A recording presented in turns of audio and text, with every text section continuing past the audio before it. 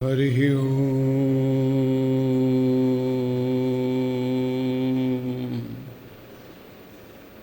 तत्सत्परमात्मने नमः।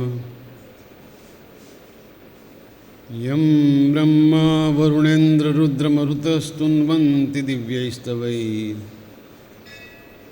वेदैः साङ्गपदक्रमोपनिषदैर्गायन्ति यं सामगा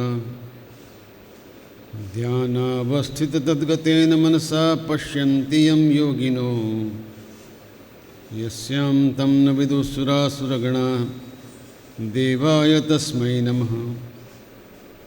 ओंकारं बिन्दुसंयुक्तं यस्तं ध्यायन्ति योगिनः कामदं मोक्षदं चैव ओंकाराय नमो नमः। शान्ताकारं भुजगशयनं पद्मनाभं सुरेशं विश्वाधारं गगनसदृशं मेघवर्णं शुभांगं लक्ष्मीकान्तं कमलनयनं योगिभिर्ध्यानगम्यं वन्दे विष्णुं भवभयहरं सर्वलोकैकनाथं। वसुदेवसुतं देवं कंसचाणूरमर्दनं देवकी परमानन्दं कृष्णं वन्दे जगद्गुरुं।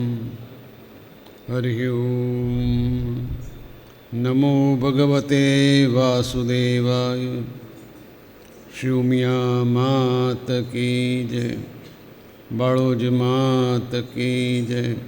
नमः पार्वती पतये हर हर महादेव।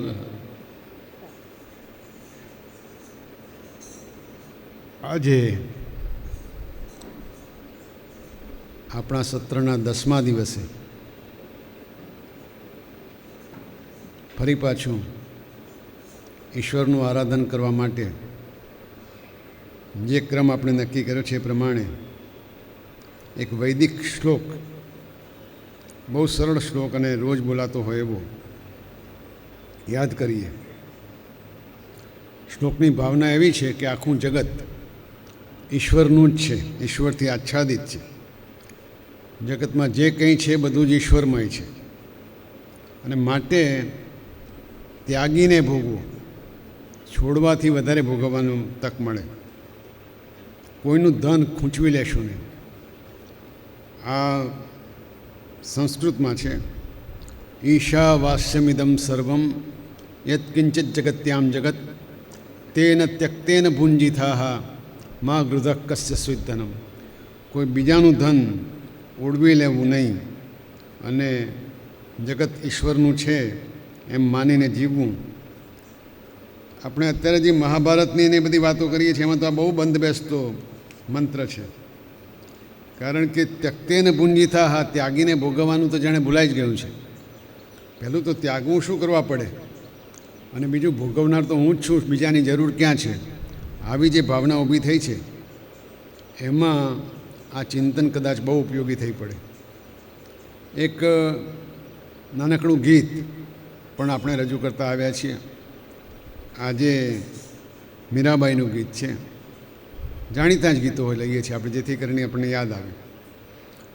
બોલમાં બોલમાં બોલમાં રે રાધા કૃષ્ણ વિના બીજું બોલમાં. બોલમાં બોલમાં બોલમાં રે રાધા કૃષ્ણ. સાકર શેરડીનો સ્વાદ તજીને કડવો તે લીમડો ઘોળમાં રે. કડવો તે લીમડો ઘોળમાં રે રાધા કૃષ્ણ બીજું બોલમાં.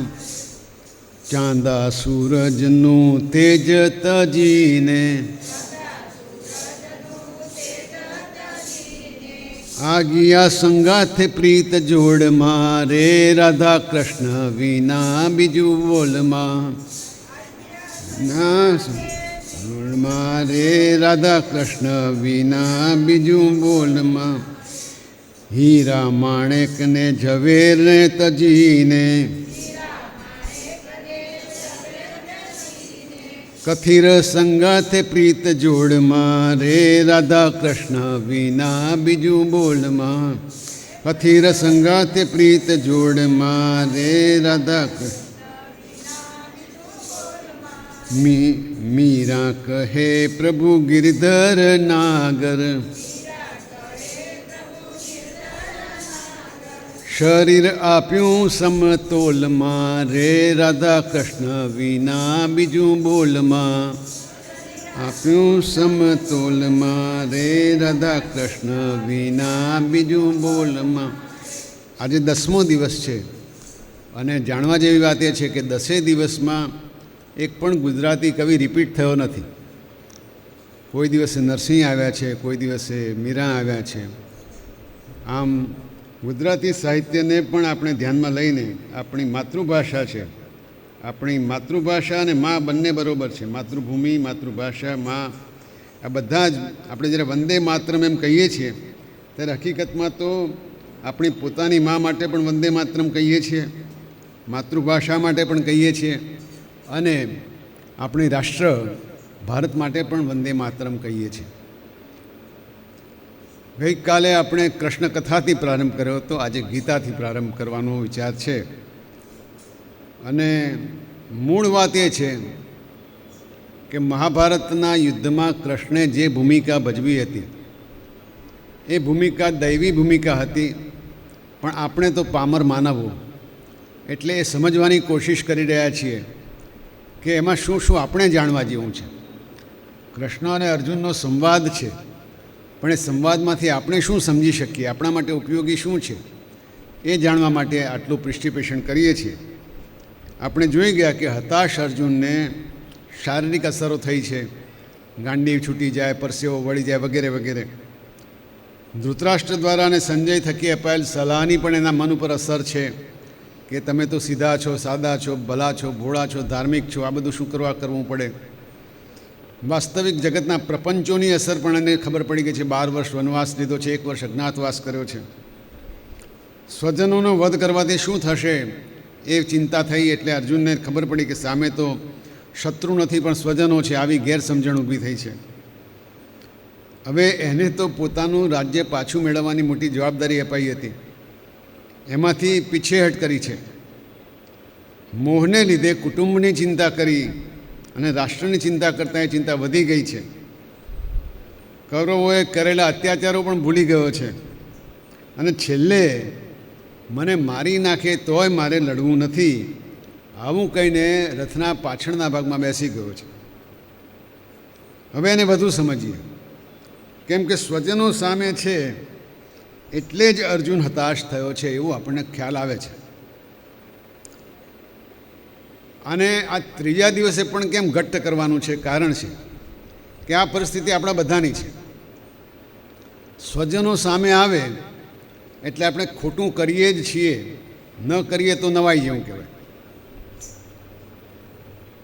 હવે આનો તો અર્થ એવો થાય કે પોતાના દેશનો રાજા કે નેતા કે આપણા સંદર્ભમાં કહીએ તો વડાપ્રધાન કે મુખ્યપ્રધાન કે પ્રધાન કે ધારાસભ્ય કે ગામનો નેતા એ આપણો સગો હોય, આપણો સંબંધી હોય, આપણો મિત્ર હોય એટલે એ ખોટું કરે એ ચલાવી લેવું એવું અર્જુનનું માનવું થાય છે.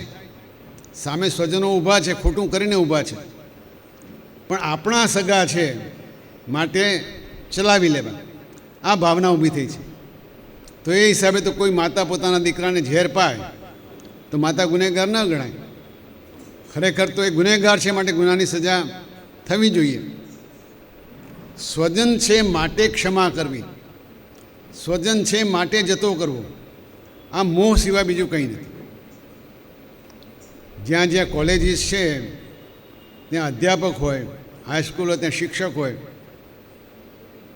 કોઈ પસંદગીની સ્થળો હોય ત્યાં ઇન્ટરવ્યૂ લેવાતા હોય, ત્યાં જે માણસ ભલામણ લઈને જાય છે એવું જ કહે છે મારા ભત્રીજો છે, મારો ભાઈ છે, મારા કાકાનો દીકરો છે, મારા જમાઈ છે. આ મોહ સિવાય કંઈ નથી. કારણ કે કહેવા પાછળ મતલબ એટલો જ છે કે એને કંઈ ન આવડે તો એ સ્વીકારી લેજો, એને ઓછું આવડે તો એ પાસ કરી દેજો. એ મૂર્ખ હોય તો એને હાઈએસ્ટ માર્ક આપજો, એનો નંબર યુનિવર્સિટીમાં આવે એવું કરજો. આ પાપ દરરોજ મોટાભાગના માણસો કરે છે. નોકરી માટે જાય ત્યારે ઇન્ટરવ્યૂમાં અહીંથી ફોન થતા હોય, આખી જિંદગી યાદ ના કરે પણ એ દિવસે યાદ કરે, સાહેબ કેમ છો. આ મોહ છે એ મોહ અર્જુનને થયો છે.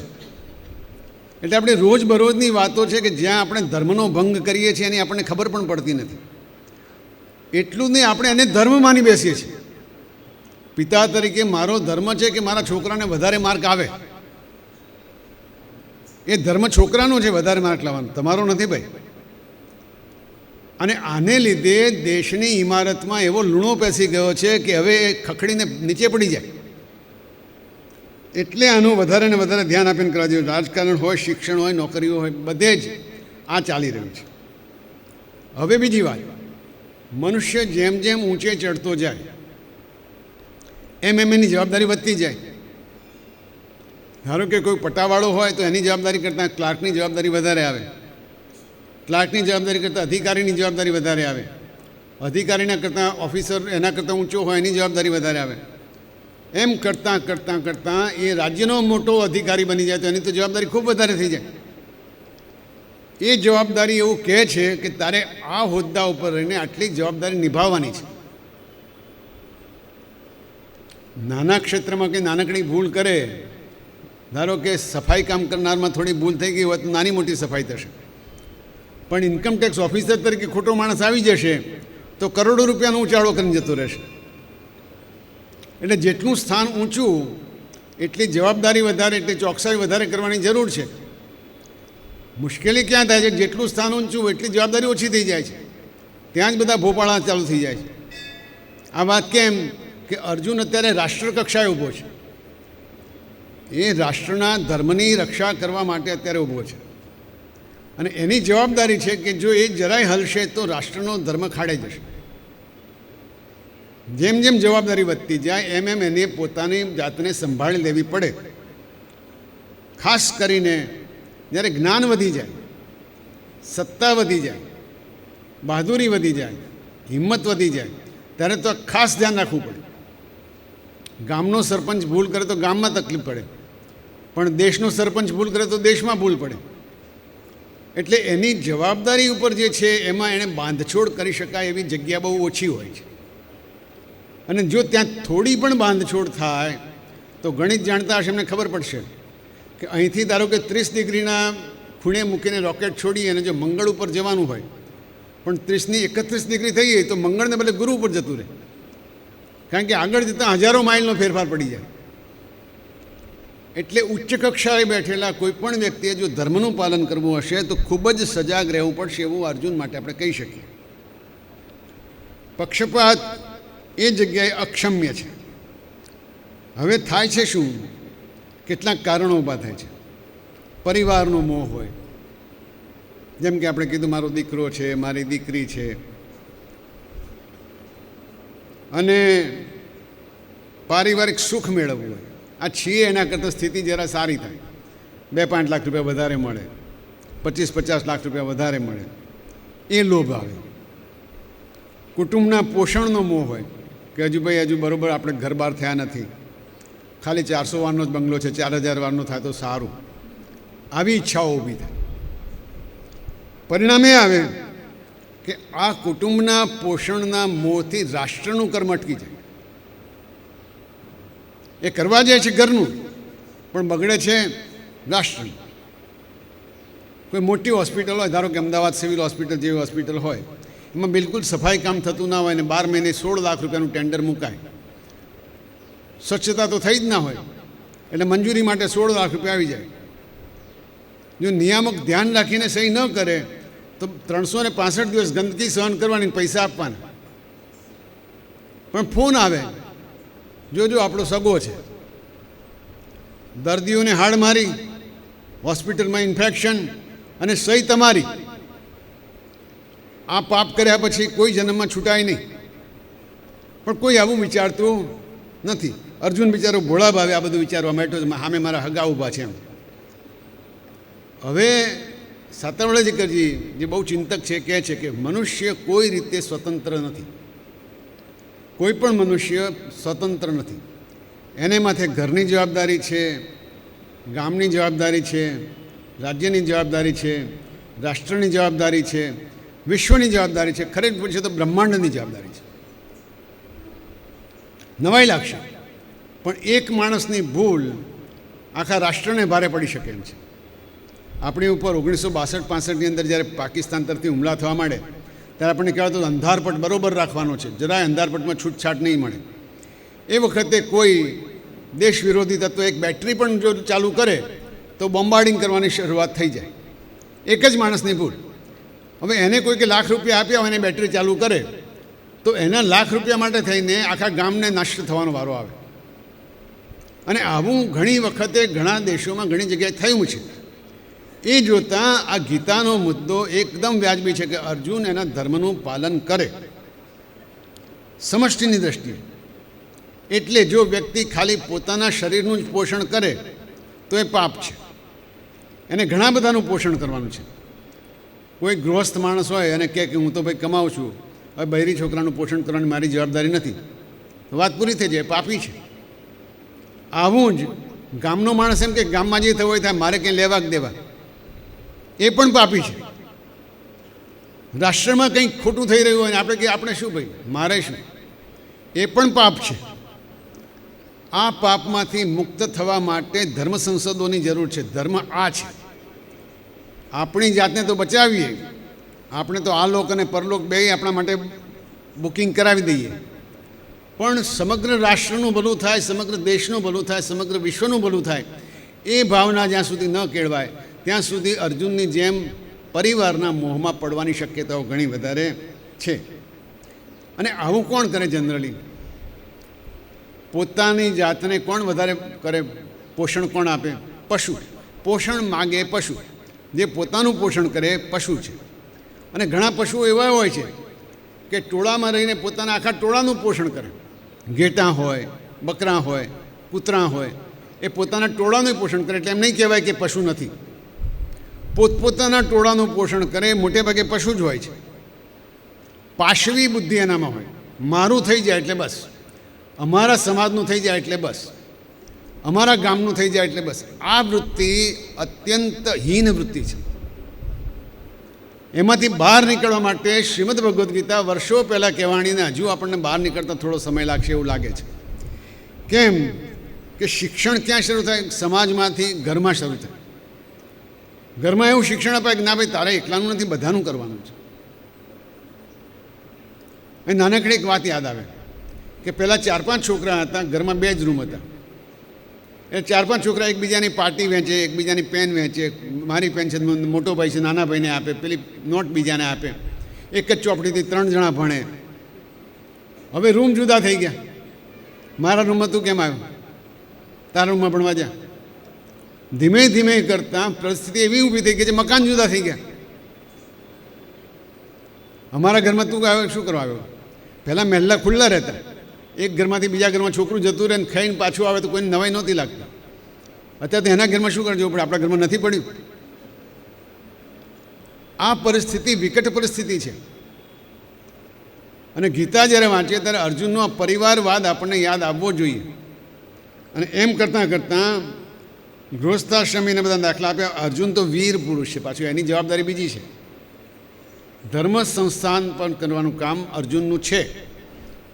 જો એ ગુનેગારોને સ્વજન હોવાને લીધે જ શિક્ષા ના કરે તો અપરાધ કરે છે. અને આ બધું જોઈને પેલી વાત આવે કે તમને લાગે કે આ વ્યક્તિ છે, એ વ્યક્તિ નથી. વૃક્ષમાં બીજ તું, બીજમાં વૃક્ષ તું. એ વ્યક્તિમાંથી જ સમાજ ઊભો થાય છે. અને સમાજ જ વ્યક્તિઓનો બનેલો છે, એટલે એને છૂટા પાડવા શક્ય નથી.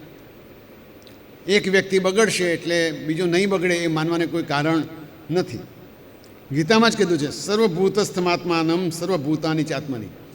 બધા જ જીવોમાં હું છું અને બધા અને મારામાં બધા જીવો છે. આમ ભગવાન કૃષ્ણ પોતે કહે. તો જો આવું જ્ઞાન આપણને પેદા થાય તો પરિવારવાદ ક્યાંથી રહે? જો બધા મારા છે અને હું બધામાં છું તો પરિવાર જેવું કંઈ છે જ નહીં. આ જાણવા માટે એક દાખલો આપે છે કે એક વ્યક્તિના દોષથી જો સમાજ બગડતો હોય તો વ્યક્તિને સમાજથી દૂર કરવો પડે, ખસેડવો પડે. અને જો એક જૂથથી સમાજ બગડતો હોય તો એ જૂથને ખતમ કરી નાખવું પડે. એમાં કંઈ દયા ભાવના ચાલે નહીં. આ ડાક્ટર તરત કહેશે, કેમ કહેશે? શરીરમાં ધારો કે મારું પોતાનું લીવર છે, કેન્સર થયું, કાઢી નાખવું પડે, છૂટકો જ નથી. છે તો મારું લીવર, છે તો મારી કિડની, છે તો મારું આંતરડું, પણ એ બાકીના બીજા બધા અવયવોને બગાડશે. એ વખત કેમ નથી કહેતા નાના કાઢશો નહીં, રહેવા દો, ભલે બીજાને બગાડતો. આટલો સ્વાર્થ જો આપણે જોઈ શકીએ છીએ તો ગામના નકામા માણસોને જોઈ નથી શકાતા આપણથી. એને વીણી વીણીને દૂર કરવા જોઈએ ખરેખર તો. ગામ જ નહીં, દેશમાં પણ આ ધર્મ છે. ધર્મ આ છે. ધર્મ મોટા બંગલા બંધાવવા, ધર્મ મોટી ગાડીઓ લાવી એ નથી ભાઈ. ધર્મ સમાજને શ્રેષ્ઠ બનાવવું. ઘણી વખતે હું કહેતો આવ્યો છું કે ગ્રોથ અને ડેવલપમેન્ટ આ બે શબ્દો છે. ગ્રોથ એટલે વૃદ્ધિ. ગુજરાતીમાં ગ્રોથ એટલે વૃદ્ધિ. એક દુબળો પાતળો મારા જેવો માણસ હોય ને જાડો પાડો થઈ જાય તો એને ગ્રોથ કહેવાય. કોઈની ફાંદ વધી જાય તો ગ્રોથ કહેવાય. કોઈના હાથ મજબૂત થઈને જોરદાર થઈ જાય, સિક્સ પેક જેવો, ગ્રોથ કહેવાય. પણ એનું મગજમાં વિચારો સારા આવે તો એને ડેવલપમેન્ટ કહેવાય. વિચારો સારા આવે તો ડેવલપમેન્ટ, એને વિકાસ કહેવાય. મોટી હાઈસ્કૂલ બને, ગ્રોથ કહેવાય. એમાં વિદ્યા એવી અપાય કે ત્યાં ભણેલો છોકરો ક્યાંય પાછો ન પડે તો એને વિકાસ કહેવાય. એમાંથી જો જગદીશચંદ્ર બોઝ જેવા વૈજ્ઞાનિકો નીકળે તો એને વિકાસ કહેવાય. એમાંથી જો રવિન્દ્રનાથ ટાગોર જેવા કવિઓ નીકળે તો વિકાસ કહેવાય. પણ એમાંથી માસ્તરગીરી કરનારા, કારકુનગીરી કરનારા એવા જ જો છેવટે નીકળવાના હોય તો એનો કોઈ અર્થ નથી. છતાંય એવાય નીકળીને પોતપોતાના ક્ષેત્રમાં શ્રેષ્ઠ કામ કરે તો વિકાસ કહેવાય. પણ એ ખાલી નોકરી કરવા ખાતર કરે ને ઘેર બેઠા પૈસા લે અથવા તો અમેરિકામાં બેસીને પૈસા લે તો વિકાસ ના કહેવાય. આ ચોખ્ખીના ચટ વાત છે. અને ધર્મની પીઠ ઉપર બેઠા પછી આડી અવડી વાતો કરવાનો કોઈ અર્થ જ નથી. ધર્મ આ છે, સ્વધર્મ આ છે. સ્વધર્મ એ નિધનમ શ્રેય. પોતાના ધર્મમાં મરી જવું પણ સારું. પરધર્મો ભયાવહ. બીજાના ધર્મ જોઈ જોઈને આચરણ કરવું એ ખોટું. એટલે આમ જેમ અવયવને કાઢી નાખીએ છીએ એ જ રીતે મારો છે ખોટો હોય તો એને કાઢી નાખવો એ યોગ્ય છે. એક સરસ શ્લોક છે સંસ્કૃતમાં, ત્યજેદેકમ કુલસ્યાર્થે. એક માણસ હોય અને કુળનું ભલું જો એના લીધે ના થતું હોય તો એને છોડી દેવું. ત્યજેદેકમ કુલસ્યાર્થે ગ્રામસ્યાર્થે કુલમ ત્યજેત. અને ગામનું ભલું થતું હોય તો કુળ ત્યજી દેવું. ગ્રામમ જનપદસ્યાર્થે. આખા સમાજનું ભલું થતું તો ગામ પણ છોડી દેવું. આત્માર્થે પૃથ્વીમ ત્યજેત. અને પોતાના આત્માનું ભલું થતું હોય તો પૃથ્વી પણ છોડી દેવી. આવું સંસ્કૃતમાં સ્પષ્ટ કીધું છે. હવે આવું અર્જુન વિચારી શકતો નથી. કેમ કે અર્જુન વ્યક્તિવાદ ઉપર ગયો છે, પરિવારવાદ ઉપર ગયો છે. એને રાષ્ટ્રની અત્યારે ચિંતા નથી. પણ એની જોડે જે બેઠા છે સારથી, એ વિશ્વ સ્વરૂપ છે. એ બ્રહ્માંડનું સંચાલન કરે છે. એટલે એ આવી રીતે જોવાના નથી. એ તો બધાનું જોવાના છે કે આખા વિશ્વમાં આ 18 અક્ષરણી પાપ ભેગું થયું છે, એને નાશ કરવી બહુ જરૂરી છે. એ નહીં કરીએ તો શું થશે? એટલા માટે એમનું ચિંતન વિશાળ છે. આ વિશાળ ચિંતન કરવાનું કામ કૃષ્ણનું છે. અને માણસોમાં મોટે ભાગે પરિવાર અને વ્યક્તિ સુધી જ લોકો લંબાય છે. આપણે જે પંચમહાભૂત કીધા ને એને હું મારી સંસ્થામાં જુદી રીતે સમજાવતો હતો અને જાણવા જેવું છે. આપણે પંચમહાભૂત કયા કયા કે પૃથ્વી, પછી જળ, પછી અગ્નિ, વાયુ અને આકાશ. આ તત્વો બધામાં હોય છે. પણ મારું એવું માનવું થઈ ગયેલું કે કોઈકનામાં વધઘટ હોય છે. કોઈ પૃથ્વી તત્વ વધારે હોય, કોઈનામાં જળ તત્વ વધારે હોય. એ કેવી રીતે પારખવું? તો બેઠા છે, થાય છે. આ પૃથ્વી તત્વ છે. પથ્થરો પડ્યો હોય ઊભો ના થાય. થશે, કાલે થશે, શું ઉતાવળ છે? આ પૃથ્વી તત્વ છે. બહુ સારું, એમાંથી હિમાલય જેવો પર્વત થાય. પણ એ પોતાની જગ્યાએથી ખસે, ઊભો ના થાય. અને એને કંઈ કામ કરવાનું તો બીજાને બતાવે. આ પૃથ્વી તત્વની વ્યાપકતા છે. ઘણા માણસો આવા હોય છે. પણ એનામાં જળ તત્વ ભળે તો એ વહેવા માંડે, પણ વહેવા માંડે તો નીચે તરફ વહેવા માંડે, આખી પૃથ્વીને પલ્લવિત કરે, પણ જળ ઊંચે ના જાય, એ નીચે જ જાય.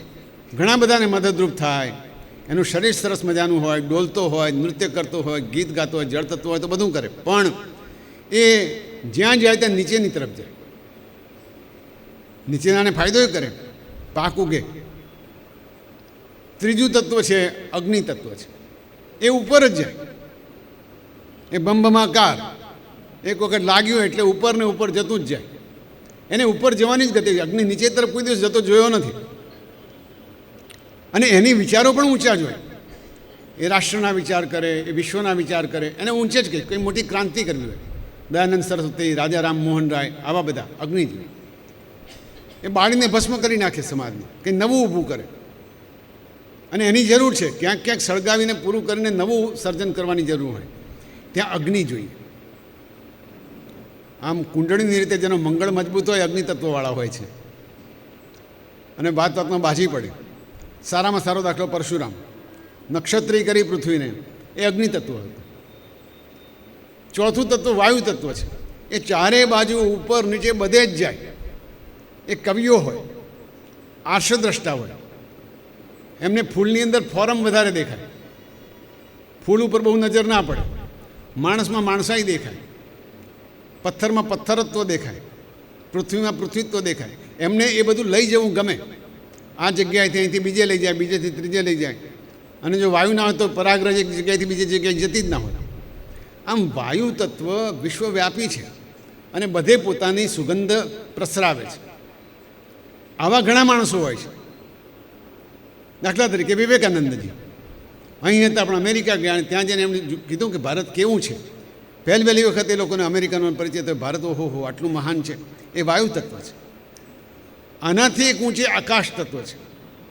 આકાશ તત્વ એવું છે કે જે તમને દેખાય નહીં પણ ચારે બાજુ ફેલાયેલું. વાયુનો તો સ્પર્શ પણ થાય, આકાશનો સ્પર્શ પણ નથી. આ વિચાર તત્વ છે.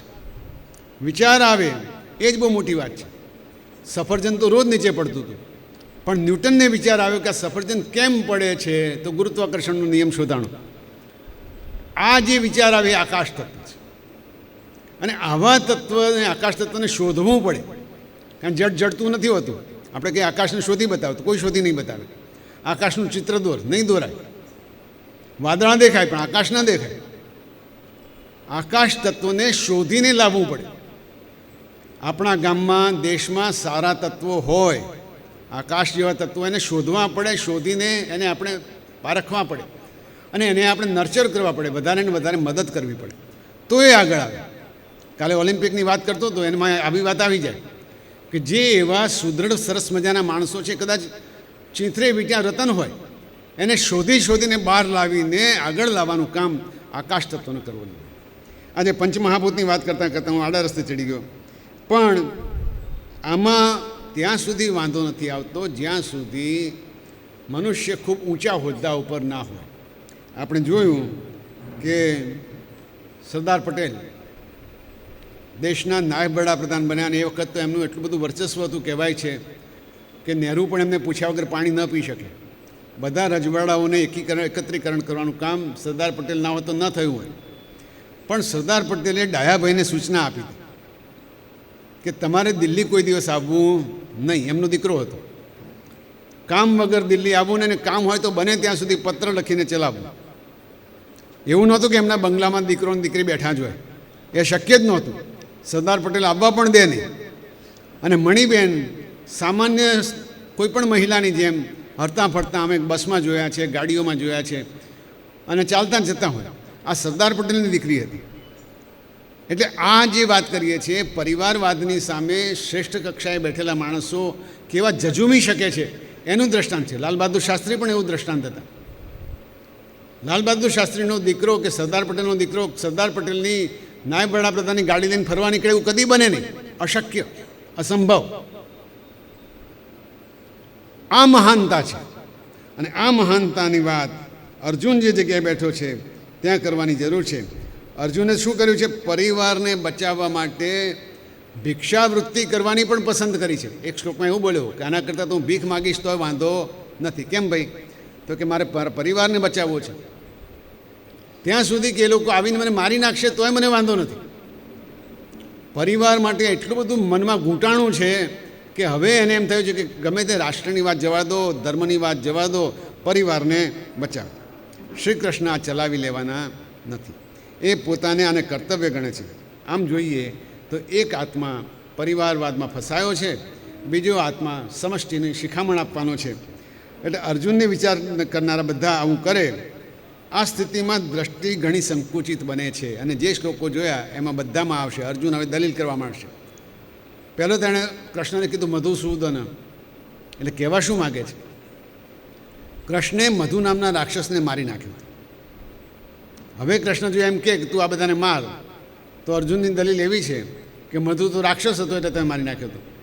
આ તો બધા મારા પરિવારજનો છે, મારાથી થોડા મરાય. આને તર્ક કહેવાય.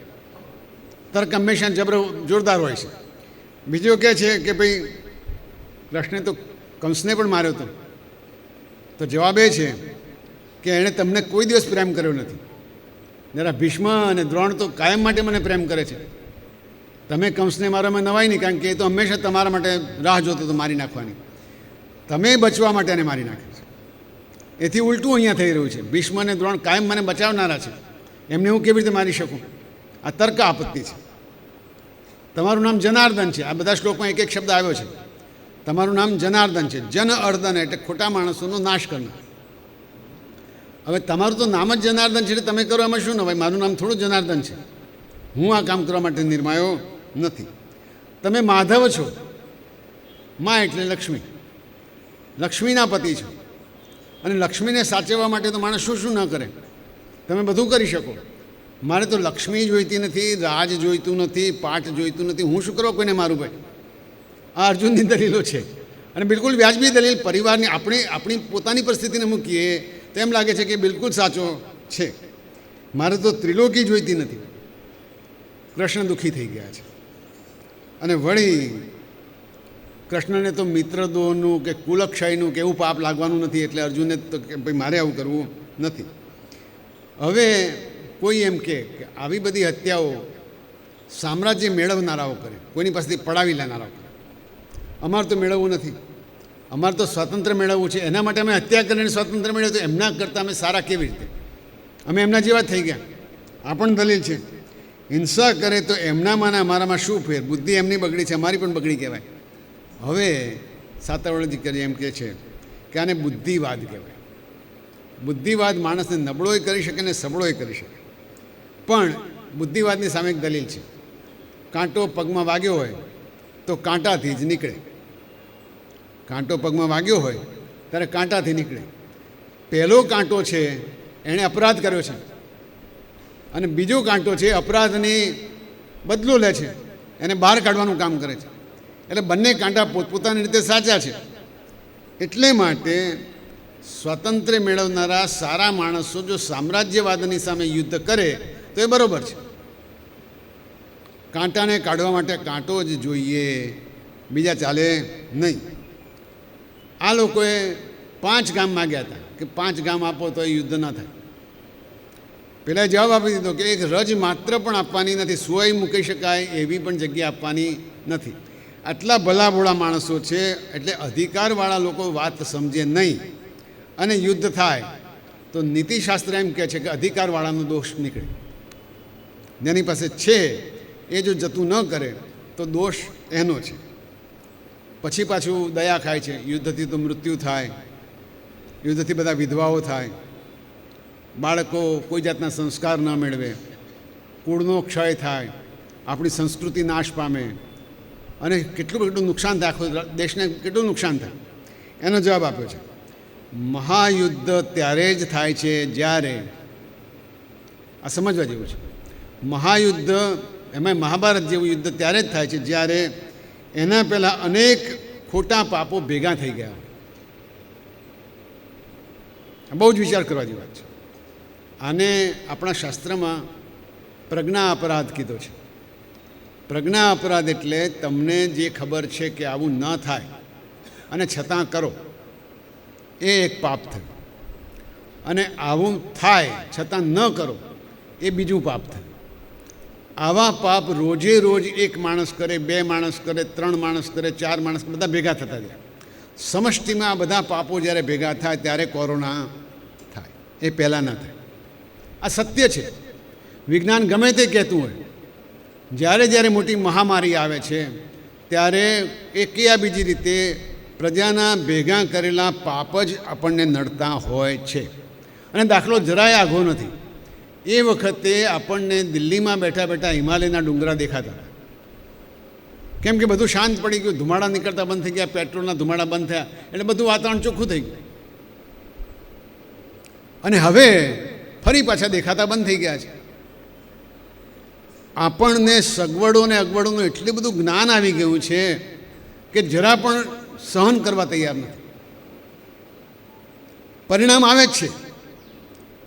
તમે જુઓ, દર વર્ષે ઉષ્ણતામાન ઉનાળામાં વધતું જ જાય છે. ધીમે ધીમે કરતાં 45 ડિગ્રીવાળા દિવસો જે 5 વર્ષ પહેલાં 15 હોય એ હવે 20 કે 25 થવા માંડ્યા છે. બધા જાણે છે, બધાને ખબર છે, પણ કોઈએ પોતાના તરફથી કન્ટ્રીબ્યુશન કરવું નથી. અમારા નજીકમાં એક બેન છે, બિચારા બહુ ભલા ભોળા, આપણી બાજુના જ છે. એક દિવસ મારા મિસિસ જોડે વાત કરતા હશે, અને આપણે જરા મૂર્ખ માણસ, 2 બહેનો વાતો કરતા તો સાંભળવી ના જોઈએ, પણ સંભળાઈ ગઈ.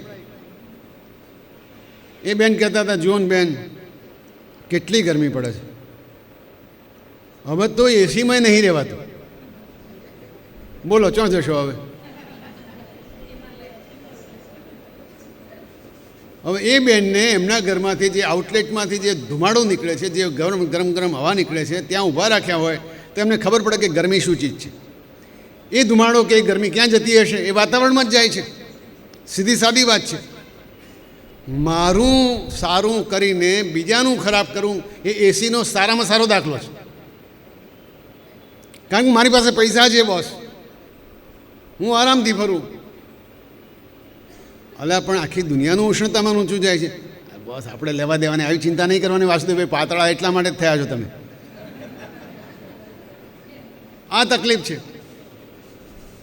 એટલે મહાયુદ્ધ ત્યારે જ થાય છે જ્યારે ઘણા બધા પાપ, નાના નાના પાપ ભેગા થઈ જાય ત્યારે જ મહાયુદ્ધ થાય છે. હવે વર્તમાન સંજોગોમાં મને ઘણા કે સહેજ તમે સહેજ ઢીલા પડ્યા હોત ને તો સાહેબ કરોડો રૂપિયા ભેગા કર્યા હોત. સહેજ ઢીલા પડવું એટલે તમારી નીતિને જતી કરવી. હવે વાત એમ થાય છે કે આ સહેજ જે લોકો ઢીલા પડ્યા છે એ લોકો ઢીલા પડીને આખા રાજ્યને એવું ઢીલું કરી નાખ્યું છે કે રોજ છાપામાં અત્યારે રાજકોટથી માંડીને સુરત સુધીના દાખલાઓ આવે છે. અને એ કરવામાં એમના પૂર્વજોનો ઓછો ફાળો નથી. 1947થી આ ચાલતું આવ્યું છે. અને આજે પણ શિક્ષક ઘેર બેઠો બેઠો ભણાવે તો લોકો કે આ અમારે તો શાંતિ છે, કે ન જાય તો ચાલે. છોકરા બિચારા દૂધ લઈને આવે ઘેરથી ભેંસનું સાહેબ માટે, શાકભાજી લેતા આવે, સાહેબ દૂધ ને શાકભાજી લઈને ઘેર જાય, પણ ભણાવવાનું બાકી રહી જાય.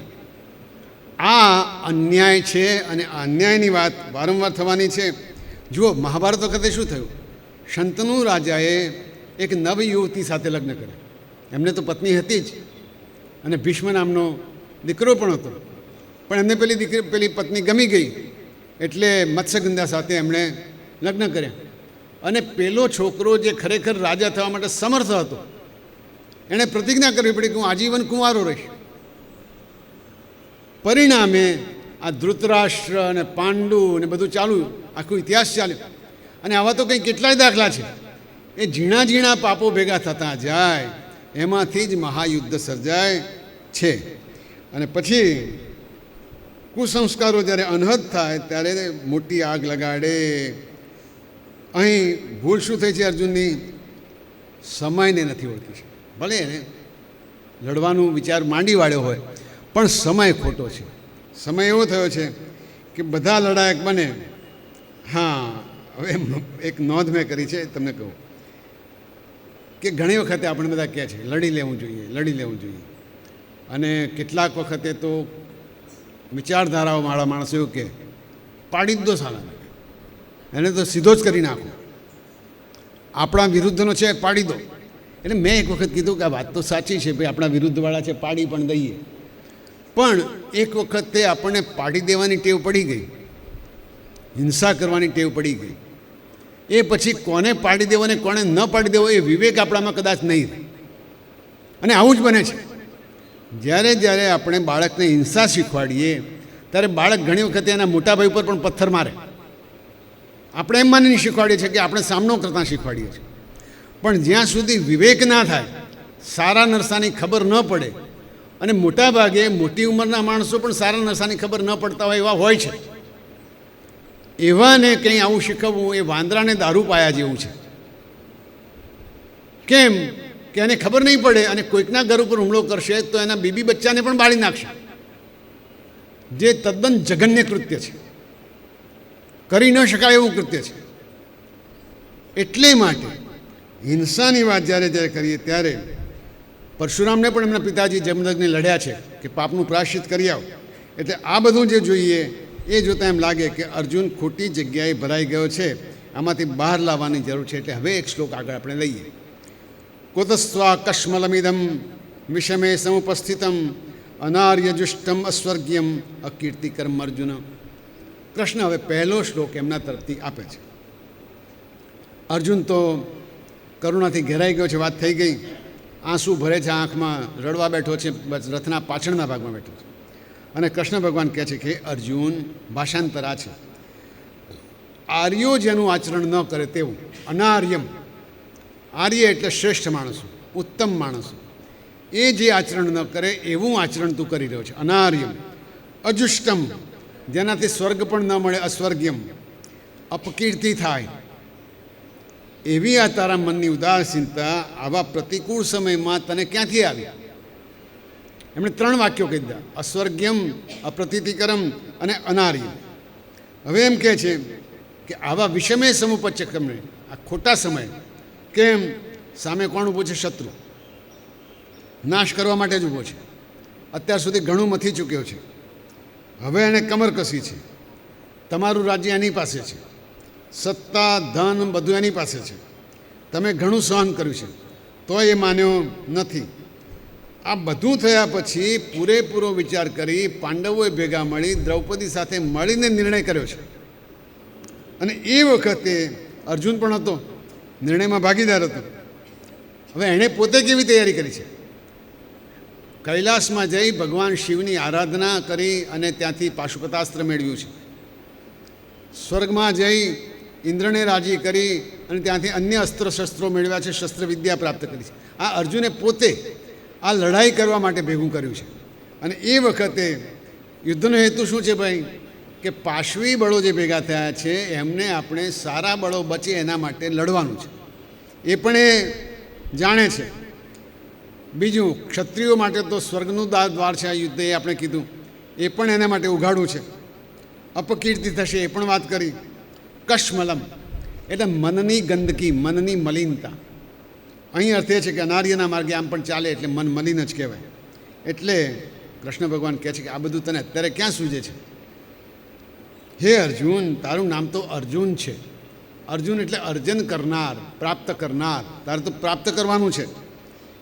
સમય વિકટ છે, અધર્મ કર્યા છતાં વિકસે છે, તમે ધર્મ પાળો છો તોય નષ્ટ થતા જાઓ છો. આવા સમયે મનની દુર્બળતા સર્વથા અયોગ્ય છે. આવું શ્રી કૃષ્ણ ભગવાને કહ્યું. અને છેલ્લા શબ્દો વાપર્યા: ક્ષુદ્રમ હૃદય દૌર્બલ્યમ ત્યક્તોત્તિષ્ઠ પરંતપ. આ તારું હાવ નાખી દીધા જેવું હૃદયની દુર્બળતા, નબળાઈ છોડીને તું ઊભો થઈ જા. વીર વૃત્તિ છે, ક્લૈબ્યમ માસમગમાં, તું નપુંસક ના બન. ક્લૈબ્ય શબ્દનો અર્થ છે નપુંસક ના બન. હવે થયું તેવું કે અર્જુન જ્યારે સ્વર્ગમાં ગયો, ઇન્દ્રની જોડે રહેતો હતો અને બધું શીખતો હતો. એ વખતે ઉર્વશી નામની અપ્સરાને અર્જુન બહુ પસંદ પડી ગયો. એટલે એ બે વચ્ચે પ્રેમાલાપ થયો અને સારા સંબંધો થયા. પણ અર્જુન આમ એકનિષ્ઠ અને સંયમી હતો. એટલે જ્યારે સમય આવ્યો ત્યારે એણે ના પાડી દીધી કે હું તમારી સાથે લગ્ન કે એવું કંઈ કરી શકું એમ નથી. ઉર્વશી ખીજાઈ છે, એણે શાપ આપ્યો છે કે જ્યાં તું વેંડળ બની જઈશ, તું નપુંસક બની જઈશ. એટલે કૃષ્ણ ભગવાન એમ કે ક્લૈબ્યમ માસમાં ગમે, તું નપુંસક ના બને. એમને યાદ છે. એટલે જો તારું મન મક્કમ હશે, તારું આત્મબળ સારું હશે તો એ શાપ તને કંઈ કરવાનો નથી. એટલે તું ચિંતા કર્યા વગર તારી પોતાની રીતે તું લડ. આવું કૃષ્ણ ભગવાન એને કહેવા માગે છે. ક્ષુદ્રમ હૃદય દૌર્બલ્યમ ત્યક્તોત્તિષ્ઠ પરંતપ અને પાછું સંબોધન કરે છે પરમ તપ, એટલે બીજાઓને તપાવનાર, શત્રુઓનો નાશ કરનાર. હે અર્જુન, તું આ બધું કર. અને છેલ્લો આજનો મુદ્દો એ છે કે અર્જુનથી હવે આપણે કૃષ્ણ તરફ વળીએ. કૃષ્ણ હવે બોલવા માંડ્યા છે, છતાં જો કે અર્જુન થોડી દલીલો કરશે હજુ એકાદ બે દિવસ. પણ આ વાત એટલે માટે પણ અગત્યની છે કે અર્જુનને જે થયું છે એ અત્યારે વિશ્વભરમાં બીજી રીતે થઈ રહ્યું છે. હવે મેલેરિયા કે ટાઇફોઇડ કે ટીબી એનાથી મરનારા ઓછા છે. એની દવાઓ સારી અને સરસ શોધાઈ ગઈ છે. પૂરતા પ્રમાણમાં લઈએ એટલે એનાથી મૃત્યુ તો નથી જ થતા. પણ બીજા એવા રોગો વધી ગયા છે, કેન્સર, ડાયાબિટીસ વગેરે, હાર્ટ એટેક, એ બધામાં પણ દવાઓ શોધાતી જાય છે અને ઘણું બધું આપણે સિદ્ધ કર્યું છે. પણ આ બધાય રોગોનો સરવાળો કરીએ, એ સરવાળા કરતાં 2 ગણું પ્રમાણ જે રોગનું છે એ માનસિક રોગો છે. આપણા સમગ્ર સમાજમાં સરેરાશ 100માંથી 33 માણસોને કોઈને કોઈ પ્રકારની માનસિક બીમારી છે. ગાંધીનગર જિલ્લામાં મેં પોતે સર્વે કરેલો અને મને ખબર પડેલી કે મોટાભાગની ઘરમાં કામ કરતી બહેનોને, ગૃહિણીઓને કોઈને કોઈ રીતે ડિપ્રેશન આવી જાય છે. ચિંતા એમને સતાવે છે, કાંઈ બાળકોની ચિંતા હોય, પતિની ચિંતા હોય, જે ચિંતા હોય તે. પણ લગભગ 70% બહેનોને, ગૃહિણીઓને ડિપ્રેશનનું વારંવાર મોજું આવી જાય છે. એ જ રીતે 1990થી 2010ની વચ્ચેના આંકડા એમ કહે છે કે આ ડિપ્રેશન 15થી 35 વર્ષની વયના લોકોમાં સૌથી વધારે થવા માંડ્યું છે. કારણ છે એની અપેક્ષાઓ વધતી જાય છે. જે તમે એટલે કે ચતુરભાઈ સાહેબ જેવા માણસો ગામમાં ચાલતા ભારતીય વિદ્યાલય જતા હોય કે મારા જેવા માણસો ચાલતા અહીંથી ઉનાવા લાડવા ખાવા જતા હોય, એ દિવસો આપણા છોકરાઓએ જોયા નથી. એટલે એમને અપેક્ષા વધી ગઈ કે સાયકલ તો હોય જ. સાયકલની અપેક્ષા 1990 સુધી રહી. પછી કે લ્યુના તો હોવું જ જોઈએ, એટલે અપેક્ષા વળી ઓર વધી. પછી કે બધા તો સ્કૂટર લઈને કોલેજમાં આવે છે, એટલે સ્કૂટર તો હોવું જ જોઈએ.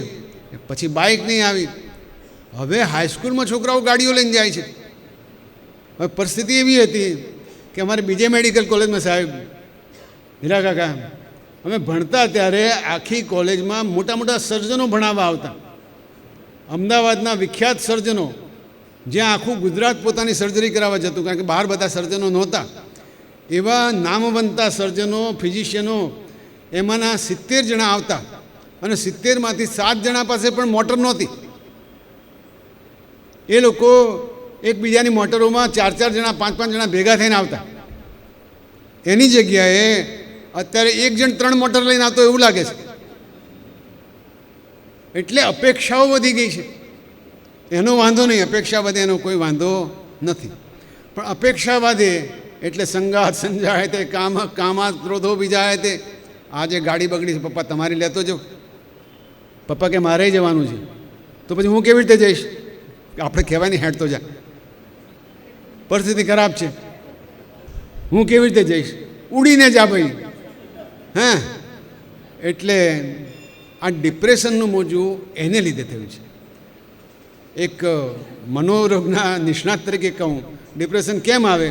હું અહીં બેઠો છું, સામે એક વસ્તુ પડી છે, એ વસ્તુ મારે લેવી છે. હું કાં તો આમ ફરીને જઈ શકું, કાં તો કૂદીને જઈ શકું, કાં તો આને હટાવીને જઈ શકું. હવે ફરવાનો મારા પાસે સમય નથી, કૂદવાની મારામાં તાકાત નથી, અને હટાવવાની મનાઈ છે, તો પેલી વસ્તુ મને મળશે નહીં. એ વસ્તુ મળશે નહીં એટલે હું વધારે વધારે ચિંતામાં જઈશ, વસ્તુ ક્યારે મળે, વસ્તુ ક્યારે મળે. અને એમાંથી જે થાય એ એન્ઝાયટી, ચિંતા. અને એ ન જ મળે ત્યારે જે થાય હતાશા, ડિપ્રેશન. અને આ ડિપ્રેશનથી ઘણા બધા યુવાનો પીડાય છે. અને એ પીડાય ત્યારે મા બાપો અમારી પાસે લઈ આવે છે અને અમે એમના માટે વાતચીત કરીએ, બધું કરીએ છીએ. પણ આ વધે છે આટલા માટે કે અર્જુનને જે વિષાદ થયો છે એવો વિષાદ હવે બહુ જણને થવા માંડ્યો છે. થોડી ધૂન બોલાવી લઈએ આપણે. શ્રીમન નારાયણ નારાયણ નારાયણ,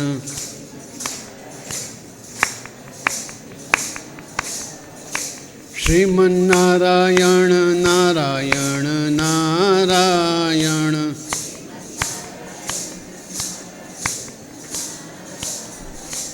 બદ્રી નારાયણ નારાયણ નારાયણ,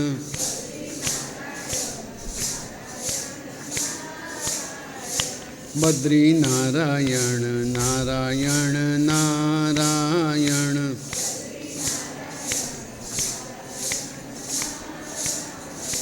શ્રીમન્નારાયણ નારાયણ નારાયણ,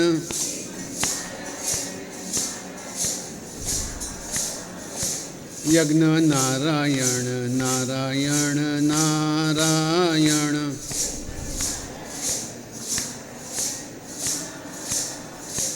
યજ્ઞ નારાયણ નારાયણ નારાયણ,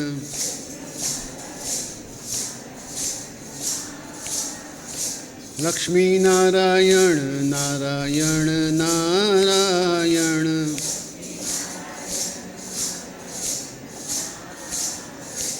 લક્ષ્મી નારાયણ નારાયણ નારાયણ,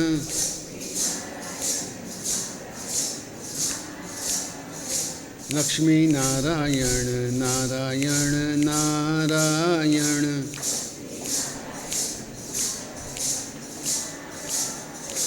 નર નારાયણ નારાયણ નારાયણ,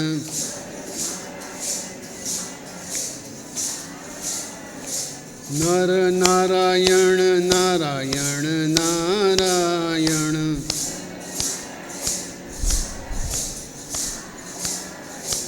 નર નારાયણ નારાયણ નારાયણ,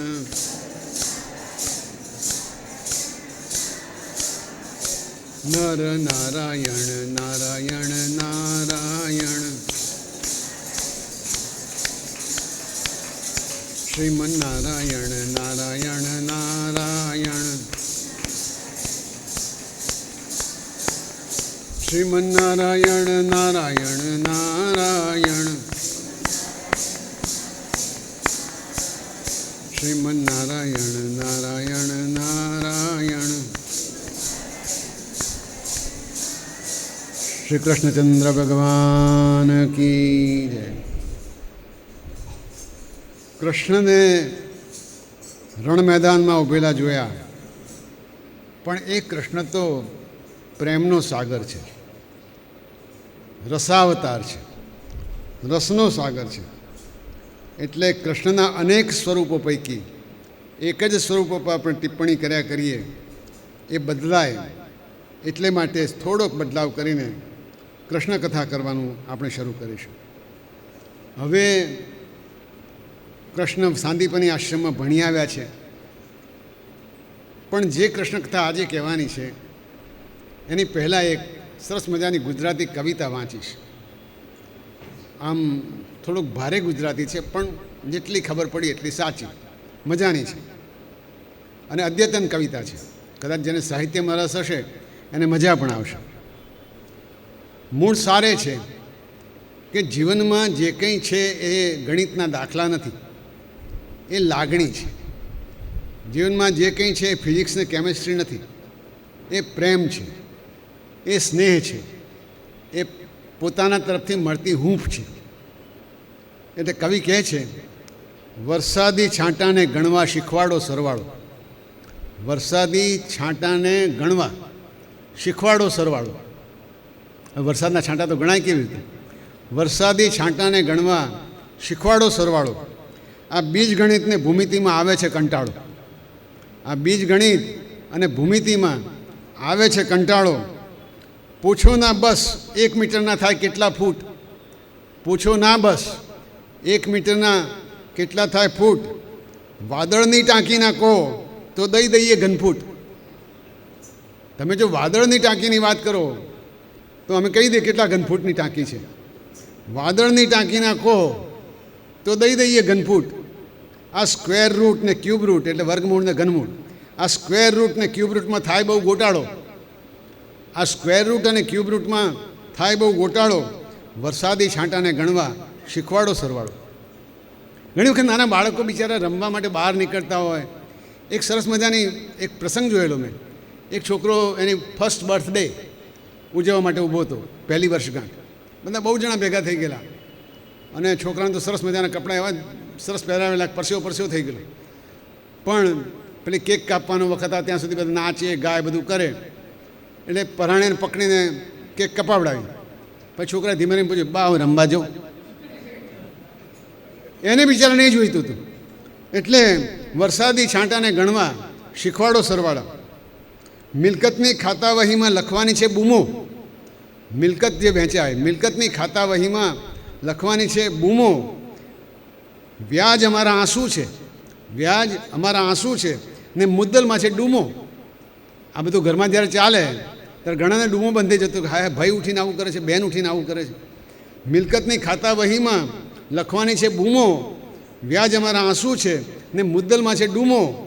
રોજ મેળ શીખવો ને માસ્તર, માથું ના ખંજવાળો. રોજ મેળ કેવી રીતે પડે? આ બે અર્થ છે. રોજ એકબીજા સાથે મેળ કેવી રીતે પડે? પેલો રોજ મેળ લખવાનો એ તો જુદો. રોજ મેળ શીખવો ને માસ્તર, માથું ના ખંજવાળો. વરસાદી છાંટાને ગણવા શીખવાડો સરવાળો. પછી કવિ આગળ કહે છે, કૂટ પ્રશ્નો લઈને ઝાડ ઊભું. આ ઝાડ ઊભા છે બધા. કૂટ પ્રશ્નો લઈને ઝાડ ઊભું, ઉત્તરની પૂછે રીત. ઝાડ પૂછે છે ભાઈ મારે કેવી રીતે જવાબ આપવાના? બધા નવાઈ લાગે એ વાત છે. કૂટ પ્રશ્નો લઈને ઝાડ ઊભું, ઉત્તરની પૂછે રીત. વિસ્તરણ સમજાવો, મારે ફેલાવાની પ્રીત.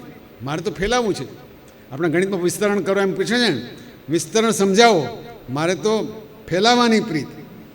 જગ આખામાં છાંયો કરવા માટે, જગ આખામાં છાંયો કરવા જોઈશે કેટલી ડાળો. જગ આખામાં છાંયો કરવા જોઈશે કેટલી ડાળો.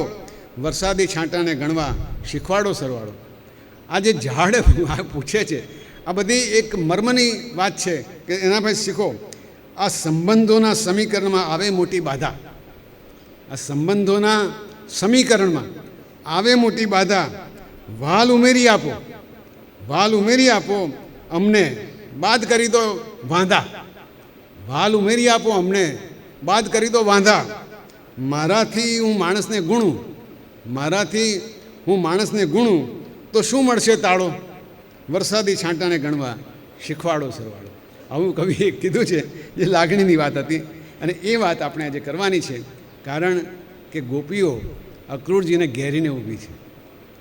અક્રૂરજી શ્રી કૃષ્ણનો સંદેશો લઈને આવ્યા હતા. ગોપીઓ સવારના પરમાં જોયું કે અક્રૂરજી આવી ગયા છે. મનમાં થાય છે કે આ પાછા તેડવા આવ્યા છે, પેલા કૃષ્ણનું કંસનું 12મું કરવાનું હશે, એટલે બધી ભેગી થઈને ચિંતા કરે છે. પણ ભૂલી ગઈ છે કે કોની પાસે ઊભી છે. એમને તો કૃષ્ણ જ યાદ છે. એટલે શ્રી કૃષ્ણની લીલા, એમના ચરિત્ર, એમની બધી વાતો યાદ કરતાં કરતાં પણ કૃષ્ણનો પ્રેમ જ યાદ કર્યા કરે છે. ઘેર મહેમાન આવ્યા છે, એમની સરભરા કરવી જોઈએ, સારી રીતે વાતચીત કરવી જોઈએ, બધું ભૂલી ગઈ છે. સંદેશો એ લાવ્યા છે. અને એવી રીતે ઊભા હતા ત્યાં એક ભમરો આવે છે. આ રૂપક છે. રૂપક એટલે ભમરાને ગણીને પછી ગોપીઓ પોતાની મનની વ્યથા, મનની વેદના વ્યક્ત કરે છે. એ ગીતને ભાગવતમાં ભ્રમર ગીત એમ કીધું છે. શું કહે છે સાંભળવા જેવું છે. ગોપી કહે છે, મધુપકી તવ બંધો મહાસ્પૃશાંગ્રીમ સપત્ન્યા કુચ વિલુલિત માલા કુંકુમશ્મશ્રુભીર્ન વહતુ મધુપતિ સ્તન માનિનીનામ પ્રસાદમ યદુ સરસી વિડંબ્યમ યસ્ય દૂતત્વમીદ્રક. એનું ભાષાંતર એવું છે કે જાણે કે ભમરો એટલે કે મધુ એક કપટી માણસ, અહીંયા કૃષ્ણ એનો ભાઈબંધ છે. ભમરો જાણે કૃષ્ણનો ભાઈબંધ છે. કૃષ્ણ તો કપટી છે એમ ગોપી કહે છે. અને એ કૃષ્ણનો ભમરો જે સખો છે, દોસ્ત છે, કોણ? અહીંયા ઉદ્ધવજી. ઉદ્ધવજી આવીને ઊભા છે એટલે એ પણ કપટી જ ગણાય. એટલે કહે છે, હે ભમરા, તો મારા પગને અડીશ નહીં. ભમરા, તું હમણાં પગને અડીશ નહીં. કેમ કે આવો જૂઠ્ઠો વિવેક તું કરીશ નહીં. પગને અડીને માફી માગે આવો જૂઠ્ઠો વિવેક તું કરીશ નહીં. શ્રી કૃષ્ણની જે વનમાળા, એમના પહેરતા જે વનમાળા છે એ અમારી શોકો બધી સોતન જે મથુરામાં બેઠી છે એમના સ્પર્શથી એ વનમાળા મસળાઈ ગઈ છે. અને એનું પીળું કેસર એ ભમરાની ડંક ઉપર આવેલું છે. અને ભમરો તો ક્યાં કોઈ ફૂલને વફાદાર રહ્યો છે, ઘડીકમાં આ ફૂલ ને ઘડીકમાં તે ફૂલ. એટલે મધુપતિ એટલે મથુરાના પતિ શ્રી કૃષ્ણ મથુરાની પ્રેમિકાઓને મનાવ્યા કરે. એમના ચંદનનો આ પ્રસાદ જે યદુવંશીઓમાં તો મશ્કરીનું કારણ બને એને તારી પાસે જ રાખ. જાણે કે ભમરો ત્યાંથી કૃષ્ણની વનમાળા ઉપરથી ચંદન લઈ આવ્યો છે, એ ચંદનને મથુરાની સ્ત્રીઓ અડકેલી છે, માટે હે ભમરા તો અમારાથી દૂર રહે. આવું સરસ રીતે કાવ્યાત્મક રીતે મૂક્યું છે. એટલે પછી કહે છે તારી પાસે જ રાખ, તારા મારફતે ચંદન અમારા સુધી મોકલવાની શું જરૂર હતી. આ ઉદ્ધવજીને આડકતરી રીતે ટકોર કરી છે. દશમ સ્કંધના પુરવાર કોઈને કદાચ ઈચ્છા થાય તો 47મા અધ્યાયમાં ભ્રમર ગીતના 9 શ્લોક છે, બહુ જ સરસ છે. સાહિત્યની દૃષ્ટિએ બહુ સારા છે, શૃંગારની દૃષ્ટિએ તો ચડિયાતા શબ્દો છે. એમાં જો સરળતાથી કહીએ તો પ્રિયતમના વિરહની આગમાં સળગતી પ્રેમિકાઓના શબ્દ બાણ છે. પ્રિયતમના વિરહની આગમાં સળગતી પ્રેમિકાઓના આ શબ્દ બાણ છે. કૃષ્ણ કાળા છે, ભમરો પણ કાળો છે. કૃષ્ણ પણ બધાને પ્રેમ કરે છે, ભમરો પણ બધા જ ફૂલોને પ્રેમ કરે છે. કૃષ્ણ પોતાની મધુરપનો ડંખ આપીને ચાલ્યા ગયા છે. કૃષ્ણ પણ ભમરો પણ આવું જ કરવાનો છે. ગોપીઓ ખીજાઈ છે, કહે છે કે આ કૃષ્ણે તો લક્ષ્મીજીને પણ પોતાની મીઠી મીઠી વાતોમાં ફસાવ્યા જ હશે, નહીં તો વળી લક્ષ્મીજી જેવા સૌંદર્યવાન એ વળી એમના પગ શું કરવા દબાવી આપે. અરે ભમરા, અમે તો ગામડિયા છીએ, ઘરબાર પણ નથી, તો અમારી પાસે શ્રી કૃષ્ણના ગુણગાન ગાવા શું કરવા આવ્યો છે. પેલી નવી નવી એમની મથુરાની સખીઓ છે, એમની જોડે જઈને વાત કર, અમે તો અમને બરાબર ઓળખીએ છીએ, તું અહીંથી ભાગ. એ પેલી નવી છે એટલે તારી વાતો સાંભળીને રાજી રાજી થઈ જશે. કોઈ પણ સ્ત્રીના મનમાં પોતાના પ્રિયતમ માટે જે લાગણીઓ હોય એ લાગણીઓ અભિવ્યક્ત કરીને ભ્રમર ગીતમાં સુંદર રીતે રજૂ કરી છે. વળી પૂછે છે શું કહ્યું, એ અમારી ચિંતા કરે છે. અરે ભાઈ, એમની વાતોમાં આવી ન જાય એવી કોઈ નારી આ દુનિયામાં નથી. જેની પાસે સ્વયં લક્ષ્મીજી છે એને અમારી શું કિંમત. પાછા પોતાને તો ઉત્તમ શ્લોક એટલે કે સારા માણસ ગણાવે છે. તો એ સાચું હોય તો અમારા જેવી ગરીબ મહિલાઓ પર દયા કરે, આવું તો ન જ કરવું જોઈએ. ફરી પાછા, અરે ભ્રમર, તું પગ ના પકડ, ખબર છે કે આવો વિનય કરીને માફી માગવામાં તું ચાલાક છે. લાગે છે કે કૃષ્ણે તને આ બધું શીખવાડીને ત્યાંથી મોકલ્યો છે. કોઈ ખીજાયેલીને કેવી રીતે મનાવવી એ બરાબર જાણે છે, પણ તારું કંઈ ચાલવાનું નથી. જો અમે તો એમને માટે થઈને પતિ પુત્ર અને બધાને છોડી દીધા છે, પણ એ તો એવા છે કે અમને છોડીને જતા રહ્યા. તું જ કે હવે આવા ખોટાડા સાથે બુચ્ચા કરાય? ના જ કરાય. એટલે આ પોતાના મનની વેદના કહે છે, પણ આપણે સમજીએ છીએ કે વેદનાની પાછળ ભારોભાર પ્રેમ છે.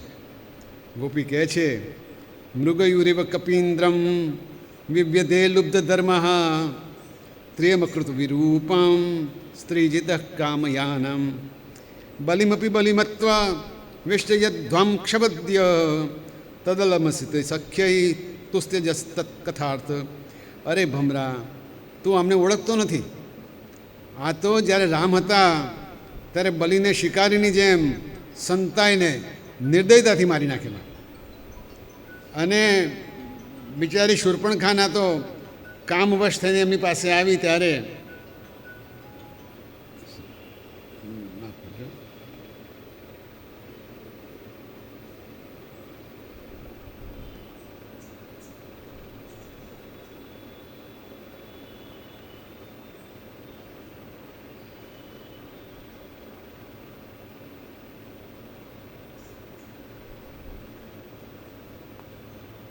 रुकावट के लिए खेद है.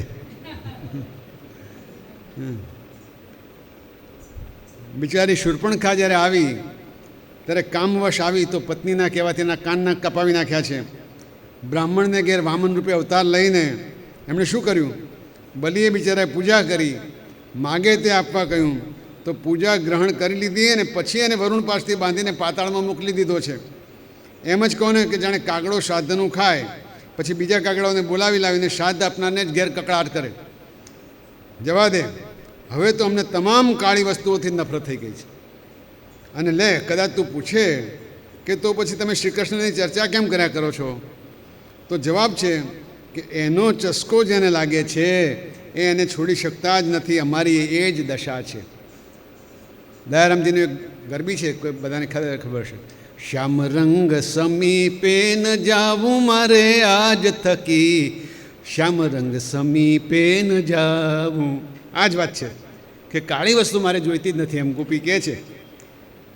આમ જાત ભાતના મીઠા મેણા મારી મારીને રડે છે, હસે છે, કૃષ્ણ કૃષ્ણ કરે છે, ભાન ભૂલી ગઈ છે, છતાંય છેલ્લે કહે છે એ જાણવા જેવું છે. અપિબત મધુપુર્યામ આર્યપુત્રો ધુનાસ્તે. મથુરામાં કૃષ્ણ કુશળ છે ને.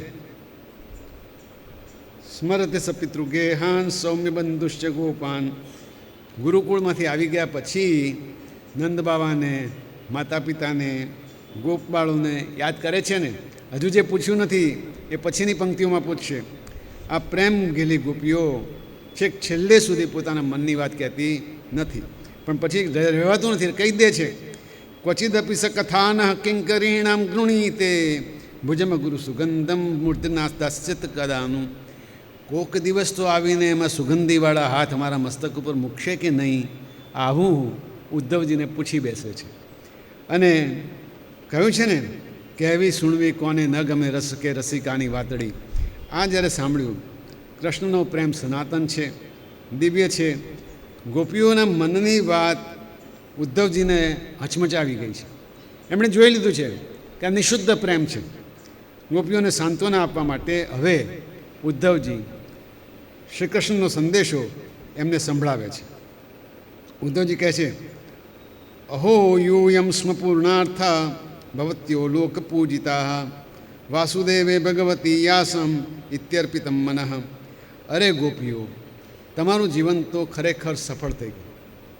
આખા સંસાર માટે તમે પૂજનીય છો, કેમ કે તમારું હૃદય, તમારું સર્વસ્વ તમે ભગવાન શ્રી કૃષ્ણને અર્પણ કરી દીધું છે. કહે છે કે દાન, વ્રત, જપ, હોમ, તપ, ધ્યાન, ધારણા, અધ્યયન, સમાધિ, આ બધી પદ્ધતિથી ભગવાનની ભક્તિ પ્રાપ્ત થાય, પણ નિસ્વાર્થ પ્રેમ જેવી લાગણી બીજી કોઈ હોઈ શકે નહીં. સદભાગ્યની વાત છે કે તમે શ્રી કૃષ્ણ પ્રત્યે મોટા ઋષિમુનિઓને પણ દુર્લભ એવી પ્રેમ લક્ષણા ભક્તિ પ્રાપ્ત કરી છે અને એને એક આદર્શ બનાવ્યો છે. બધું છોડવું અને શ્રી કૃષ્ણને સર્વસ્વ માનવા એ તો નસીબદારનું કામ છે. તમને બધે શ્રી કૃષ્ણ દેખાય છે. તમારો ભાવ મારી સામે પ્રકટ કર્યો એ મારું સદભાગ્ય છે. હું તો ભગવાનનો દૂત માત્ર છું અને તમને સુખી કરવા માટે એમનો સંદેશો લઈ આવ્યો છું, એમ કહીને આશ્વાસન માટે સંદેશો આપે છે. સંદેશામાં બહુ સરસ વાત કીધી છે. ભવતી નામ વિયોગો મે નહીં સર્વાત્મના ક્વચિત યથા ભૂતાની ભૂતેષુ ખંબાટક વાયવગ્નિ જલમહી. બહુ મોટું અધ્યાત્મ છે. શ્રી કૃષ્ણ ગોપીઓને કહે છે કે હું બધાનો આત્મા છું, સમગ્ર જગતનો હું આત્મા છું, બધામાં સમાયેલો છું.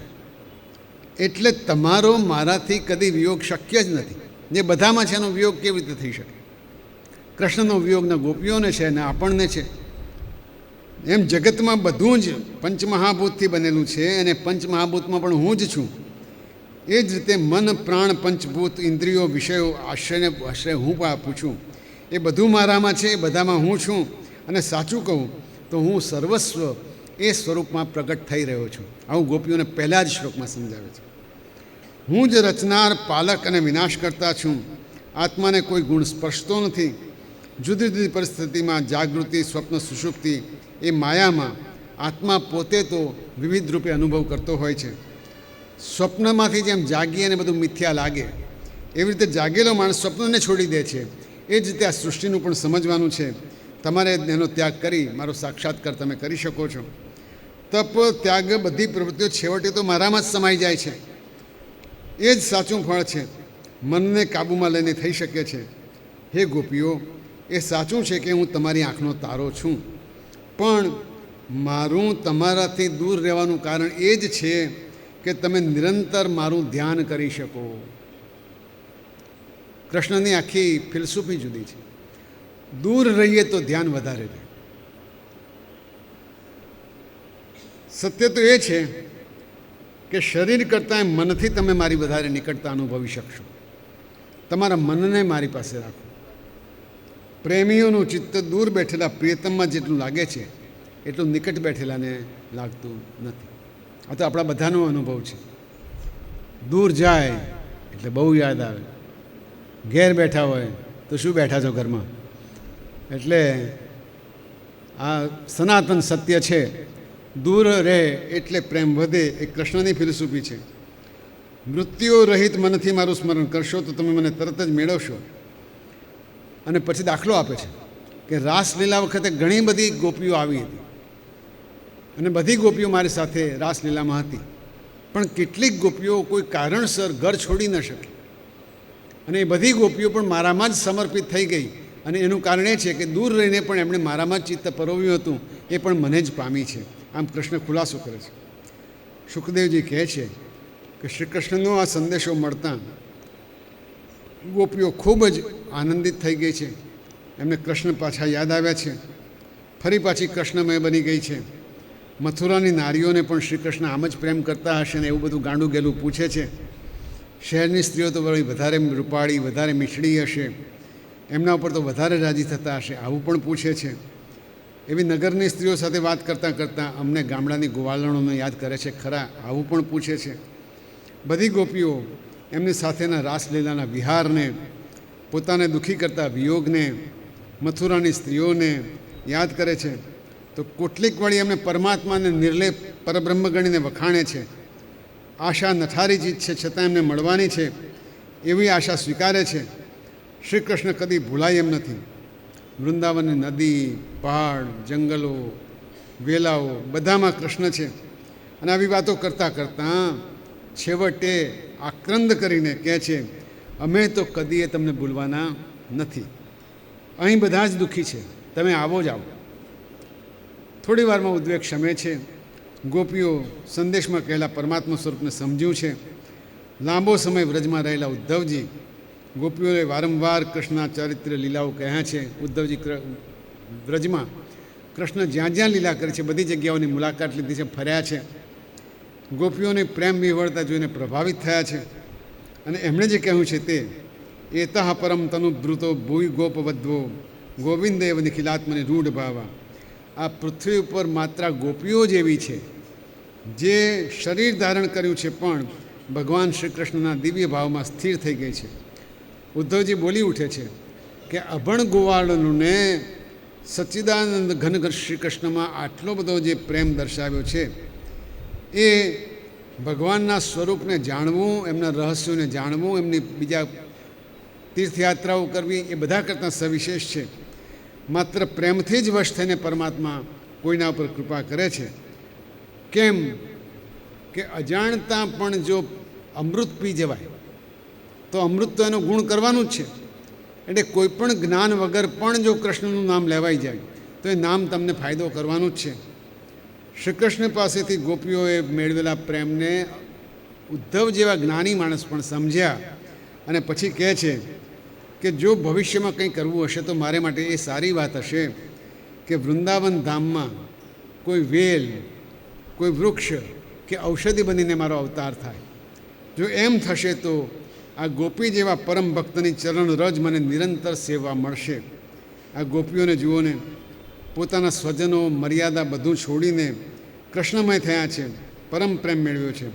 આવી સિદ્ધિ તો ભગવાનની રચેલી વાણી, વેદ કે શાસ્ત્રોને પણ મળી નથી. આ પરમ પ્રેમમય સ્વરૂપ ક્યાંય જોવા મળતું નથી. આમ ઘણા દિવસો સુધી વ્રજમાં રહ્યા પછી ઉદ્ધવજી મથુરા પાછા ફર્યા છે. શ્રી કૃષ્ણ અને બલરામને આ બધી જ વાતો, ગોપીઓએ આપેલી આંસુભરી વિદાયની વાત કરી છે અને માત્ર પોતાનું મન ચરણ કમળમાં જ રહે એવી માગણી કૃષ્ણ પાસે કરી છે. અને આ કીધા પછી એક નાનકડી સ્તુતિ આપણે રોજની જેમ કૃષ્ણની કરીશું. સ્તુતિ થોડી વધારે પરિચિત છે. અધરમ મધુરમ વદનમ મધુરમ, અધરમ મધુરમ વદનમ મધુરમ, નયનમ મધુરમ હસિતમ મધુરમ, હૃદયમ મધુરમ ગમનમ મધુરમ, મધુરાધિપતેરખિલમ મધુરમ, વચનમ મધુરમ ચરિતમ મધુરમ, વસનમ મધુરમ વલિતમ મધુરમ, ચલિતમ મધુરમ ભ્રમિતમ મધુરમ, मधुराधिपतेरखिलं मधुरं वेणुर्मधुरो रेणुर्मधुर पाणिर्मधुरा पादौ मधुरौ नृत्यं मधुरं सख्यं मधुरं मधुराधिपतेरखिलं मधुरं गीतं मधुरं पीतं मधुरं भुक्तं मधुरं सुप्तं मधुरं रूपं मधुरं तिलकं मधुरं मधुराधिपतेरखिलं मधुरं कर्णं मधुरं तरणं मधुरं हरणं मधुरं रमणं मधुरं वमितं मधुरं शमितं मधुरं मधुराधिपतेरखिलं मधुरं गुञ्जा मधुरा माला मधुरा यमुना मधुरा वीची मधुरा सलिलं मधुरं कमलं मधुरं मधुराधिपतेरखिलं मधुरं गोपी मधुरा लीला मधुरा युक्तं मधुरं भुक्तं मधुरं द्रष्टं मधुरं शिष्टं मधुरं मधुराधिपतेरखिलं मधुरं गोपा मधुरा गावो मधुरा यष्टि मधुरा सृष्टिर्मधुरा दलितं मधुरं फलितं मधुरं मधुराधिपतेरखिलं मधुरं मधुराधिपतेरखिलं मधुरं। श्री कृष्णचंद्र भगवान की जय। हरे राम राम राम हरे हरे।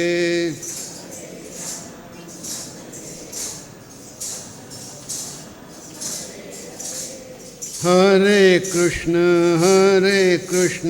कृष्ण कृष्ण हरे हरे।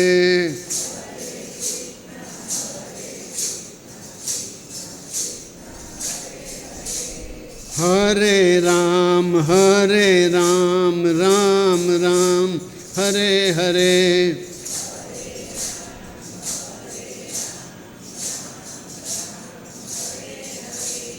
हरे कृष्ण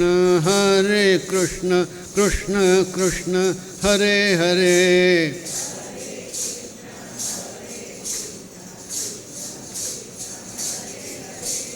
हरे राम राम राम हरे हरे।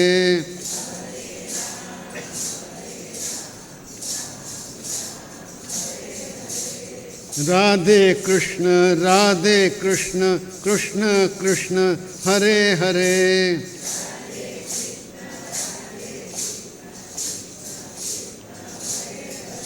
हरे राधे कृष्ण कृष्ण कृष्ण हरे हरे।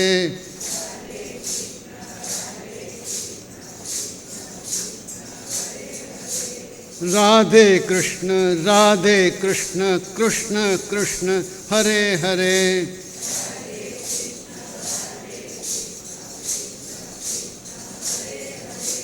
राधे राधे राधे राधे राधे कृष्ण हरे हरे।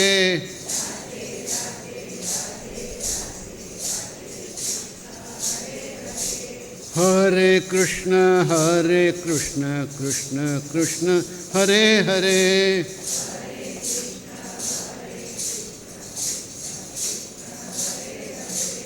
हरे कृष्ण कृष्ण कृष्ण हरे हरे।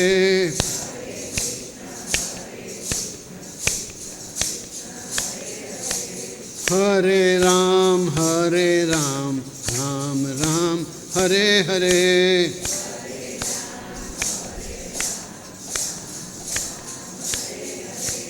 हरे कृष्ण कृष्ण कृष्ण हरे हरे।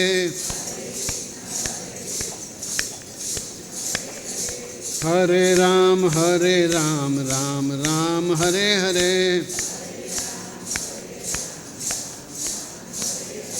हरे कृष्ण कृष्ण कृष्ण हरे हरे। હરે રામ રામ રામ હરે હરે, રાધે કૃષ્ણ રાધે કૃષ્ણ હરે હરે, સીતારામ સીતારામ સીતારામ હરે હરે,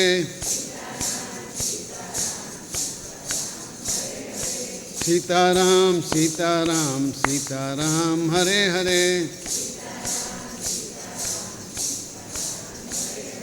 રામ કૃષ્ણ ભગવાન કી જય, ગોવર્ધન ધરણ કી જય, ગોપી વલ્લભ કૃષ્ણચંદ્ર ભગવાન કી જય. કૃષ્ણની પાસે ઉદ્ધવજી પાછા આવ્યા છે. ઉદ્ધવજી બૃહસ્પતિજીના શિષ્ય છે, ખૂબ જ્ઞાની છે. એમને પણ પોતાના જ્ઞાનની જે થોડો ઘણો અહંકાર હતો એ ગોપીઓને મળ્યા પછી ઓગળી ગયો છે. કૃષ્ણને પામવા માટે માત્ર ભક્તિની આવશ્યકતા છે, જ્ઞાનની કોઈ આવશ્યકતા નથી. એ જે પ્રેમ લક્ષણા ભક્તિ છે, નિર્વ્યાજ કોઈ પણ જાતની બદલાની ભાવના વગરની આ ભક્તિ માટે ગોપીઓ શ્રેષ્ઠ ઉદાહરણ છે. અને નંદ બાબા વગેરેને મળીને આવ્યા પછી ઉદ્ધવજીએ ખરેખર જીવનમાં અધ્યાત્મનો મોટો પાઠ શીખ્યા છે. આવીને કૃષ્ણને મળીને ગોપીઓનો સંદેશો આપ્યો છે કે ક્યારેક તો આવજો. કૃષ્ણ પણ ભાવ વિભોર થયા છે.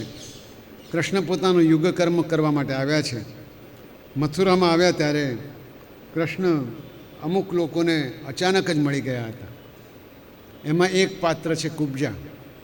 કુબ્જાને કૃષ્ણ મળ્યા હતા ત્યારે શરીરે અંગભંગીવાળી ત્રિવક્રા એ કુબ્જાને જેને આપણે શરીર વાંકું ચૂકું હોય એવી સ્ત્રી હતી. કૃષ્ણને એણે પોતાની પાસેના સુગંધિત દ્રવ્યો માગતા તરત જ પ્રેમથી આપી દીધા. કૃષ્ણ ખૂબ રાજી થયા. એમણે કુબ્જાને એક સુંદર સ્ત્રીમાં પરિવર્તિત કરી દીધી હતી. કુબ્જાને એનો ઉપકાર ભૂલાયો નથી. એણે એ જ વખતે કૃષ્ણ પાસે વચન માગ્યું હતું કે કૃષ્ણ એના ઘેર જશે.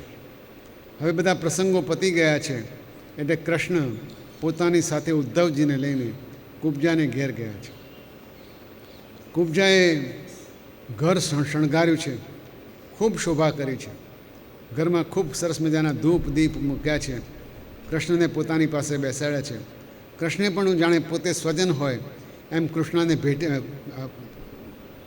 એને ભેટ્યા છે અને એને પોતાની ભક્તિથી તરબોળ કરી દીધા છે. કૃષ્ણ તો સર્વસ્વ છે. એમણે એને કહ્યું છે કે તું માગ, તું જે માગીશ તે હું આપીશ. પણ આ કમનસીબ સ્ત્રી છે. એના મનમાંથી હજુ મન્મથ કામદેવ ગયો નથી. એણે કૃષ્ણને વારંવાર મળવા બોલાવ્યા છે. કૃષ્ણ સમજી ગયા છે કે જે જેવું પાત્ર એવી એની માગણી. કૃષ્ણ એને આશીર્વાદ આપીને ફરી મળીશ કહીને ઉદ્ધવજીની સાથે પોતાના મહેલમાં પાછા ગયા છે. આવું જ બીજું વચન એમણે અક્રૂરજીને આપેલું. અક્રૂરજીએ જ્યારે મથુરામાં આવ્યા ત્યારે કહ્યું કૃષ્ણ મારે ઘેર પધારો. કૃષ્ણ કહે ના, મારે જે મોટું કામ કરવાનું છે એ કામ કર્યા પછી હું જરૂર આવીશ. કૃષ્ણ અક્રૂરજીને ઘેર બલરામજીને લઈને ગયા છે. બલરામજી અને કૃષ્ણ આવી રહ્યા છે સાંભળીને અક્રૂરજીનું મન ભરાઈ આવ્યું છે. આમ તો એમના ભત્રીજાઓ થાય છે. અક્રૂરજી દોડ્યા છે, ભેટી પડ્યા છે અને પોતાની ઘરમાં લઈને આવી સરસ મજાનું આસન ઉપર બેસાડ્યા છે. એમના પગ ધોઈને એમનું ચરણનું ઉદક છે એ મસ્તક ઉપર ચડાવ્યું છે. કૃષ્ણ કહે છે કાકા તમે તો મારા વડીલ છો. પણ અક્રૂર કહે છે ના, હું જાણું છું તમે પરબ્રહ્મ છો. તમારી બધી જ લીલાઓ હું જોતો રહ્યો છું અને તમારા થકી જ મારો ઉદ્ધાર થવાનો છે. અક્રૂરજીએ કૃષ્ણને બહુ સારી વાતો કરીને એમની સાથે ચર્ચા કરી છે. કૃષ્ણ અક્રૂરને પણ આનંદ આપવા માટે જ આવ્યા છે. અક્રૂરજીને ખૂબ પ્રેમથી મળ્યા પછી એમણે કહ્યું છે કે અક્રૂરજી હું તમને કામ સોંપવા માટે આવ્યો છું. આ કૃષ્ણની જે ક્વોલિટી, એમના જે ગુણ છે, નાનામાં નાનો માણસ કુબ્જા એને ઘેર જઈને મળ્યા છે અને મોટામાં મોટો માણસ યાદવોનો એક મોટો અધિપતિ અક્રૂરને પણ એમના ઘેર જઈને મળ્યા છે. અને એ પણ એવી રીતે મળ્યા છે કે જાણે પોતાના સ્વજન હોય. કોઈ પણ લોકમાન્ય નેતામાં આ સ્વભાવ હોવો જોઈએ. કૃષ્ણ આ શીખવે છે. અને અક્રૂરના ઘેર જઈને કીધું કે મારું એક કામ કરવાનું છે. એમને ખબર મળ્યા છે કે પાંડવો સુખી નથી, કુંતી ફોઈબા દુઃખમાં છે, ધૃતરાષ્ટ્ર બધું જ પોતાના પુત્રોનું કહ્યું કરે છે, પોતાના પુત્રોને સમજાવવાની આવડત કે ઈચ્છા બેમાંથી એકેય ધૃતરાષ્ટ્રમાં નથી. ધૃતરાષ્ટ્ર તો માત્ર શકુનીના કહેવા પ્રમાણે આગળ વધતો જાય છે. આ બધી દશામાં પાંડવો પર દુઃખના પહાડ વરસી ચૂક્યા છે. જાણવા જેવી વાત એ છે કે કૃષ્ણ પહેલી વખતે જ્યારે અર્જુનને મળશે ત્યારે એ વખતે એ લોકોનો 12 વર્ષનો વનવાસ ચાલતો હતો અને દ્રૌપદી સ્વયંવરમાં જ્યારે અર્જુન ગયા ત્યારે પહેલી વખતે કૃષ્ણ અને બલરામ અર્જુન અને કુંતી માતાને મળ્યા છે. ત્યાં સુધી એમને કોઈ તક જ નહોતી, કારણ કે ગોકુળ વૃંદાવનમાં હતા અને પછી આવ્યા પછી મથુરાનું કામ કરવાનું થયું, મથુરાથી પછી દ્વારકા જવાનું થયું. આ બધી તકલીફોમાં કૃષ્ણ બહુ મોટી ઉંમરે અર્જુનને મળ્યા છે અને એટલે કહે છે કે ફોઈબા દુઃખમાં છે એવા સમાચાર છે, અક્રૂરજી તમે જાઓ અને તમે ખબર કાઢી આવો એમની શું સ્થિતિ છે મને કહો. એટલે ઉદ્ધવજી સાથે કુબ્જાના ઘરે ગયા, બલરામજી જોડે અક્રૂરના ઘરે ગયા છે, ત્યાં જઈને એમને પણ મળ્યા છે. હવે કહે છે કે દરેકને શુભકામના આપે છે. બીજું ઓછી બુદ્ધિવાળા કે નસીબવાળાને જ્યારે મોકો મળે ત્યારે તુચ્છ બાબતોમાં લાભ જુએ છે. આ પણ જાણવા છે. કુબ્જાને મોકો મળ્યો ત્યારે મોક્ષ માગવાનું ભૂલી ગઈ, ભક્તિ માગવાનું ભૂલી ગઈ, ભગવાનની કૃપા માગવાનું ભૂલી ગઈ અને વારંવાર મને મળવા આવો એવું કીધું. જેવું પાત્ર એવું માગે, એ પણ બીજું શિક્ષણામાંથી મળે છે. એટલે જો પાત્ર સારું હોય તો માગણી પણ સારી હોય. સારો વિદ્યાર્થી આવે મળવા માટે અને સારો વાલી આવે તો શિક્ષકને કે આને બરાબર ભણાવજો અને વિદ્યાર્થીને કે તું સાહેબની પાસે કંઈ પણ તને ભૂલ પડે કે સમજવું હોય તો જજે. પણ જો પાત્ર સારું ના હોય તો સાહેબની પાસે પરીક્ષા વખતે સાહેબ આને પરીક્ષામાં સારા માર્ક આપજો. આ કુબ્જા અને અક્રૂરમાં આટલો તફાવત છે. જે માગીએ એ આપણા હોદ્દા પ્રમાણે, આપણે સંસ્કાર પ્રમાણે માગવું જોઈએ. અને એ વાત ઘણી વખતે થાય છે કે એડમિશન મહત્ત્વનું નથી, શિક્ષણ મહત્ત્વનું છે. સર્ટિફિકેટ મહત્ત્વનું નથી. રશિયાથી લાવીએ કે યુગોસ્લાવિયાથી લાવીએ કે બાંગ્લાદેશમાંથી લાવીએ, સર્ટિફિકેટ તો સર્ટિફિકેટ જ છે. કૌશલ્ય મહત્ત્વનું છે, શિક્ષણ મહત્ત્વનું છે. આ જો આપણને સમજાય તો આપણે કુબ્જા મટીને અક્રૂર થઈએ. અને એટલે માટે પ્રેમ, જ્ઞાન આ મેળવવાની જરૂર છે, વિચક્ષણ થવાની જરૂર છે. નાનામાં નાના માણસનો પ્રેમ પણ જીવનને મધુર અને ભગવદીય બનાવી શકે છે. કૃષ્ણ આપણને શીખવે છે. ભાવના, પ્રેમ, લાગણી એની 2 વખત આપણે વાત કરી. એક તો જ્યારે ઉદ્ધવજી ગોપીઓને મળવા ગયા ત્યારે, અને પછી અક્રૂરજીને મળવા ગયા ત્યારે દૂર બેઠેલા કુંતી ફોઈબાની ચિંતા અહીં બેઠા બેઠા કૃષ્ણ કરે છે એ વાત કરી. એટલે એક નાનકડી કવિતા વળી પાછું ઈચ્છું છું કે તમને ફાવશે અને મજા આવશે. ભાવના શું ચીજ છે સમજાવવા માટેની વાત છે. શબરીએ બોર કદી ચાખ્યા હતા ક્યાં? શબરીએ બોર કદી ચાખ્યા હતા ક્યાં? એણે જીભે રાખ્યા હતા રામને. જેણે રામને ચાખ્યા છે એણે બીજું કંઈ ચાખવાની જરૂર નથી. શબરીએ વળી બોર કદી ચાખ્યા હતા ક્યાં? એણે જીભે રાખ્યા હતા રામને. એક પછી એક બોર ચાખવાનું નામ લઈ અંદરથી ચાખ્યા હતા રામને. એક પછી એક બોર ચાખવાનું નામ લઈ અંદરથી ચાખ્યા હતા રામને. શબરીએ બોર કદી ચાખ્યા હતા ક્યાં? બોર બોર ચૂંટતા કાંટાળી બોરડીના કાંટા જરૂર એને વાગ્યા હશે. બોર બોર ચૂંટતા કાંટાળી બોરડીના કાંટા જરૂર એને વાગ્યા હશે. લાલ લાલ લોહીના ટસિયા ફૂટીને પછી એક એક બોરને લાગ્યા હશે. આંગળીથી એણે બોર ચૂંટ્યા હતા ક્યાં? લાલ ટેરવાથી પૂજ્યા હતા રામને. શબરીએ બોર કદી ચાખ્યા હતા ક્યાં? કહેવાનો મતલબ લાલ ટસ્યો જે લોહીનો ફૂટ્યો એનાથી જ રામને એણે વધાવ્યા. આવું કવિ કહી શકે. ખરેખર તો એણે બોર ચાખ્યા હશે, રામને ચખાડ્યા હશે, પણ જે ભાવના છે એ પોતાના હૃદયનું લોહી રેડવાની ભાવના છે. રોમ રોમ રાહ જોતી આંખો બિછાવીને, રોમ રોમ રાહ જોતી આંખો બિછાવીને કેટલીય વાર એણે તાકી હશે. કેટલા વર્ષોથી માતંગ ઋષિ કહીને ગયા હતા કે રામ આવવાના છે, રામ આવવાના છે, અને શબરી રાહ જોતી હતી. રામ રામ રાતદી કરતાં રટણ, ક્યાંક આખરે તો જીભ એની થાકી હશે. હોઠેથી રામ એણે સમર્યા હતા ક્યાં? તો ક્યાંથી સમર્યા હશે? હોઠેથી રામ એણે સમર્યા હતા ક્યાં? ઠેઠ તળિયેથી ઝંખ્યા હતા રામને. શબરીએ બોર કદી ચાખ્યા હતા ક્યાં? એણે જીભે રાખ્યા હતા રામને. આ નાનકડી કવિતા આપણે ભણે. એટલે આ રીતે ભગવાન શ્રી કૃષ્ણ અક્રૂરજીને ઘેર ગયા છે. ત્યાં અક્રૂરજી ભગવાનની સ્તુતિ કરીને આ શ્લોક આપણે રહી ગયો હું વાત કરું. યુવામ પ્રધાન પુરુષૌ જગદ્દેતુ જગન્મયૌ ભવદ્ભ્યામ ન વિના કિંચિત પરમસ્તિ ન ચાપરમ. ભગવાન પોતે પ્રધાન અને પુરુષ, આદિ પુરુષ છે, અને એમના સિવાય બીજી કોઈ વસ્તુ કારણ કે કાર્ય નથી. મને લાગે છે આજે 10મા દિવસે આ વાત 11મી વખત હું કહી રહ્યો છું. ભગવાન સિવાય કોઈ વસ્તુ નથી. ભગવાનના પરબ્રહ્મ સ્વરૂપની સ્તુતિ કરી અક્રૂરજી એમને વિદાય આપી છે. અક્રૂરજીએ એમનું કામ કરવા માટે કીધું છે. તે પુનંતી ઉરુ કાલેન દર્શનાદેવ સાધવ. હા, ભગવાન પણ કેવા પાછા જતાં જતાં અક્રૂરજીને શું કહે છે કે મૂર્તિઓ, નદીઓ, તીર્થધામો એ બધા તો આપણે લાંબા સમય સુધી એની સેવા કરીએ તો આપણને પુણ્ય આપે છે, પણ વડીલો અને સંતો એ તો આપણે એમને જોઈએ અને પુણ્ય આપે છે. અક્રૂર માટે કહે છે તે પુનંતી ઉરુકાલેન દર્શનાદેવ સાધવ. સાધુ પુરુષો, સજ્જનનું દર્શન માત્ર આપણને પુણ્ય આપે છે. આમ વ્યવહારિક વાતચીત કર્યા પછી એમણે અક્રૂરજીને હસ્તિનાપુર મોકલવાની વાત કરી છે. ગચ્છ જાનીહિ તદ્વૃત્તમ અધુના સાધુ સાધુ વા વિજ્ઞાય તદ્વિધાસ્યામો યથાશમ સુરદામ ભવેત. હે અક્રૂરજી, તમે જાઓ, સ્થિતિ સારી છે કે ખરાબ તમારી જાતે જુઓ, તમારા તરફથી સમાચાર મળશે.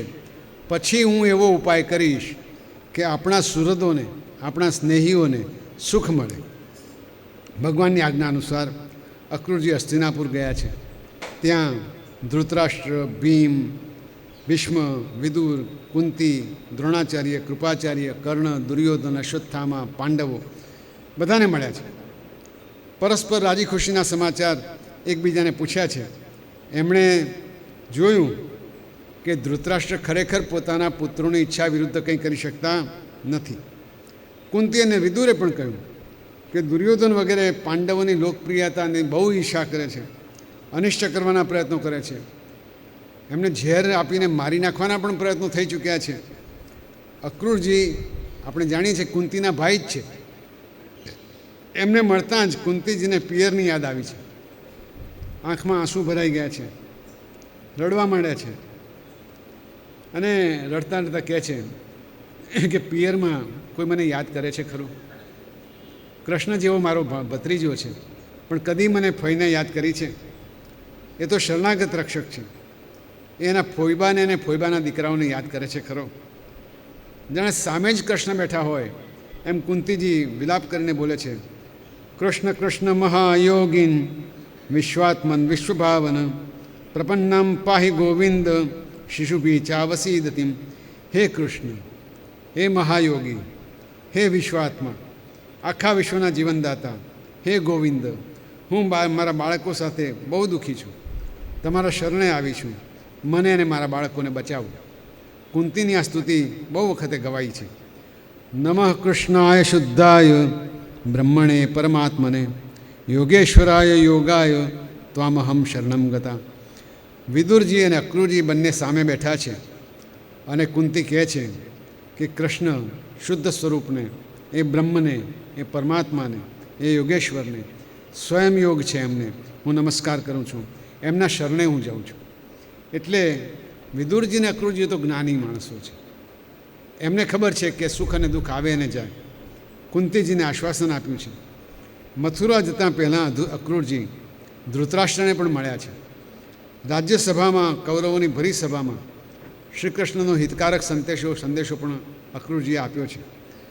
એમનો સંદેશો સ્પષ્ટ છે, 5 લીટીમાં જ કીધો છે. પાંડુના મૃત્યુ પછી તમને રાજ સિંહાસન મળ્યું છે,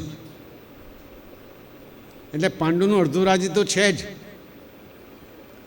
પ્રજા અને સ્વજનોને રાજી રાખવા એ તમારો ધર્મ છે. એમ નહીં કરાય તો એ પાપ છે, અને એ માટે તમારા દીકરાઓ સાથે જેવું વર્તન કરો છો એવું જ વર્તન પાંડુના પુત્રો સાથે પણ કરો. આ બધુંય હે ધૃતરાષ્ટ્ર એક દિવસે છોડવાનું છે, અને જે કર્યું છે તે ભોગવવું જ પડશે. જે સ્ત્રી પુત્રોને પોતાના સમજીને અધર્મ કરે છે એ બધા જ જે તે વખતે એને એકલી છોડીને ચાલ્યા જાય છે. આવામાં એ મા અને બાપે એ પુત્રો અને પુત્રીઓના પાપનો બોજો પોતે એકલાએ જ ભોગવવાનો થાય છે. ધૃતરાષ્ટ્ર પણ એમની વાત સાથે સંમત થયા છે. કબૂલ કર્યું છે કે પુત્ર્યો પુત્રની મમતાને કારણે મારું મન ખોટું થયું છે, વિષમ બની ગયું છે, સમતા મારાથી જળવાતી નથી, એવું રાજ્યસભા વચ્ચે ધૃતરાષ્ટ્રે કહ્યું છે. પણ પાછો કહે છે કે ભગવાન તો પૃથ્વીનો ભાર ઉતારવા જ અવતર્યા છે, એમની જે ઈચ્છા હશે એ મુજબ જ થવાનું છે. ચાલાક પણ છે. અક્રૂરજી સૌને મળ્યા છે, મળીને મથુરા આવ્યા છે, બલરામ શ્રી કૃષ્ણને પણ મળ્યા છે, અને બધાના સમાચાર આપ્યા છે. સમાચાર સાંભળ્યા પછી હવે પછીની કથા આવતીકાલે આપણે કરીશું. શ્રી કૃષ્ણ ભગવાન કી જય. એક નાનકડી ટિપ્પણી હતી કે આપણે ધૂન બોલાવીએ છીએ, હરે રામ રામ રામ હરે હરે. સંસ્કૃતમાં રામ એટલે આપણા રામ ભગવાન શ્રી રામ, પણ સંસ્કૃતમાં રામા એટલે સ્ત્રી. રામાનો અર્થ થાય છે સ્ત્રી. જો હું એમ બોલું કે હરે રામા તો મારા દક્ષાબેન, અમારા જે ધર્મપત્ની છે એમની સ્તુતિ કરતો હોય એવું બને. એટલે મારે એમની સ્તુતિ ના કરવી હોય તો હરે રામ એમ જ કરવું પડે. એ જ રીતે કૃષ્ણ એટલે કૃષ્ણ ભગવાન, કૃષ્ણા એટલે દ્રૌપદી. જો હરે કૃષ્ણ બોલીએ તો દ્રૌપદીજીની વાત કરીએ છીએ. એટલે ભૂલમાં જે લોકો બોલે છે હરે કૃષ્ણ ઇસ્કોનવાળા વધારે બોલે છે. હવે એ લોકો પરદેશથી આવ્યા અને એમને બોલતા ના આવડતું, બરાબર છે, પણ જે આ દેશના છે એમણે તો રામ અને કૃષ્ણ એમ જ બોલાય. રામા અને કૃષ્ણ બિલકુલ ખોટા શબ્દો છે, એ બોલાય જ નહીં, કારણ કે એનાથી અર્થ જ બદલાઈ જાય છે, તો બોલવાનો કોઈ મતલબ નથી. બીજું, પરદેશમાં રહ્યા હોય અને આપણા હોય એ અહીંયા આવે તો એમને આટલી મારી વાત પહોંચાડજો કે જો તમે બોલો ને તો તમે લોકો તો રામ જ બોલજો ને કૃષ્ણ જ બોલજો, એમને જે બોલવું હોય ભલે બોલે, કારણ કે આપણી ભાષા બદલાઈ જવી જોઈએ નહીં. જયંતિ ભલે જોન થઈ ગયો હોય પણ અહીંયા આવે તો આપણે જયંતિડો જ કહેવાનો છે, એમાં કોઈ ફેર પડવાનો નથી. એટલે પેલા પરગામ જ્ઞાન ભેંસના ખીલા ભૂલી ગયા એવું થવું ના જોઈએ. એ જે આવે એણે પોતાના સંસ્કાર યથાવત રાખી રામ અને કૃષ્ણ એમ જ બોલાય, એ સીધી સાદી વાત છે. શ્રી કૃષ્ણચંદ્ર ભગવાન કી જય. હવે આરતીની આપણે તૈયારીઓ કરીશું. એ તૈયારી કરે ત્યાં સુધી વધારે એક શ્લોક આપની પાસે મૂકું. એ જેને સંસ્કૃતમાં રસ છે અને રસ ના હોય એ પણ સાંભળે તો કંઈ ખોટું નથી. રામ રક્ષા સ્તોત્ર કરીને એક સ્તોત્ર છે, અને ઘણા બધા એ જાણતા હોય છે અને સરસ રીતે ગાતા પણ હોય છે. એટલે એ સ્તોત્રમાં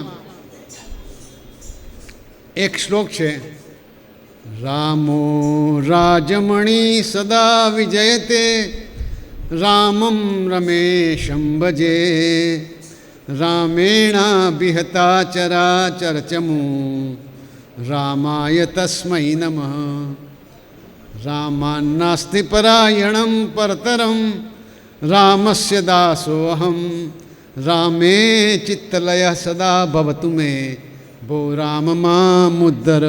આ શ્લોક કેમ કીધો? કારણ કે આ શ્લોકના 8 પદ છે. રામો રાજમણી સદા વિજયતે, એમાં રામ શબ્દથી શરૂ થાય છે. આપણે સંસ્કૃતમાં જ્યારે વિભક્તિ ભણાવતા ત્યારે રામ રામૌ રામાહા રામમ રામૌ રામાન રામેણ રામાભ્યામ રામૈ રામાય રામાભ્યામ રામેભ્ય રામાત રામાભ્ય રામેભ્ય રામસ્ય રામયો રામાણામ રામે રામયો રામેશુ રામ રામે રામે. એ આપણે 8 વિભક્તિઓ ભણતા હતા. આ શ્લોકના 8 જે ભાગ છે, 8 ભાગમાં પહેલો શબ્દ પહેલી વિભક્તિનો છે, બીજો શબ્દ બીજી વિભક્તિનો છે, ત્રીજો ત્રીજી વિભક્તિનો છે. ધ્યાનથી સાંભળજો. રામો એટલે રામ. રામો રાજમણી સદા વિજયતે રામમ રમેશમ ભજે રામેણા વિહતા ચરાચરચમુ રામાય તસ્મૈ નમઃ. રામાત નાસ્તિ પરાયણમ પરતરમ રામસ્ય દાસો અહમ રામે ચિત્તલય સદા ભવતુ મે ભો રામ મા મુદ્દર. આમ 8 વિભક્તિઓ એમને એમ યાદ રહી જાય એવો આ શ્લોક બનાવેલો છે. શ્રી રામચંદ્ર ભગવાન કી જય.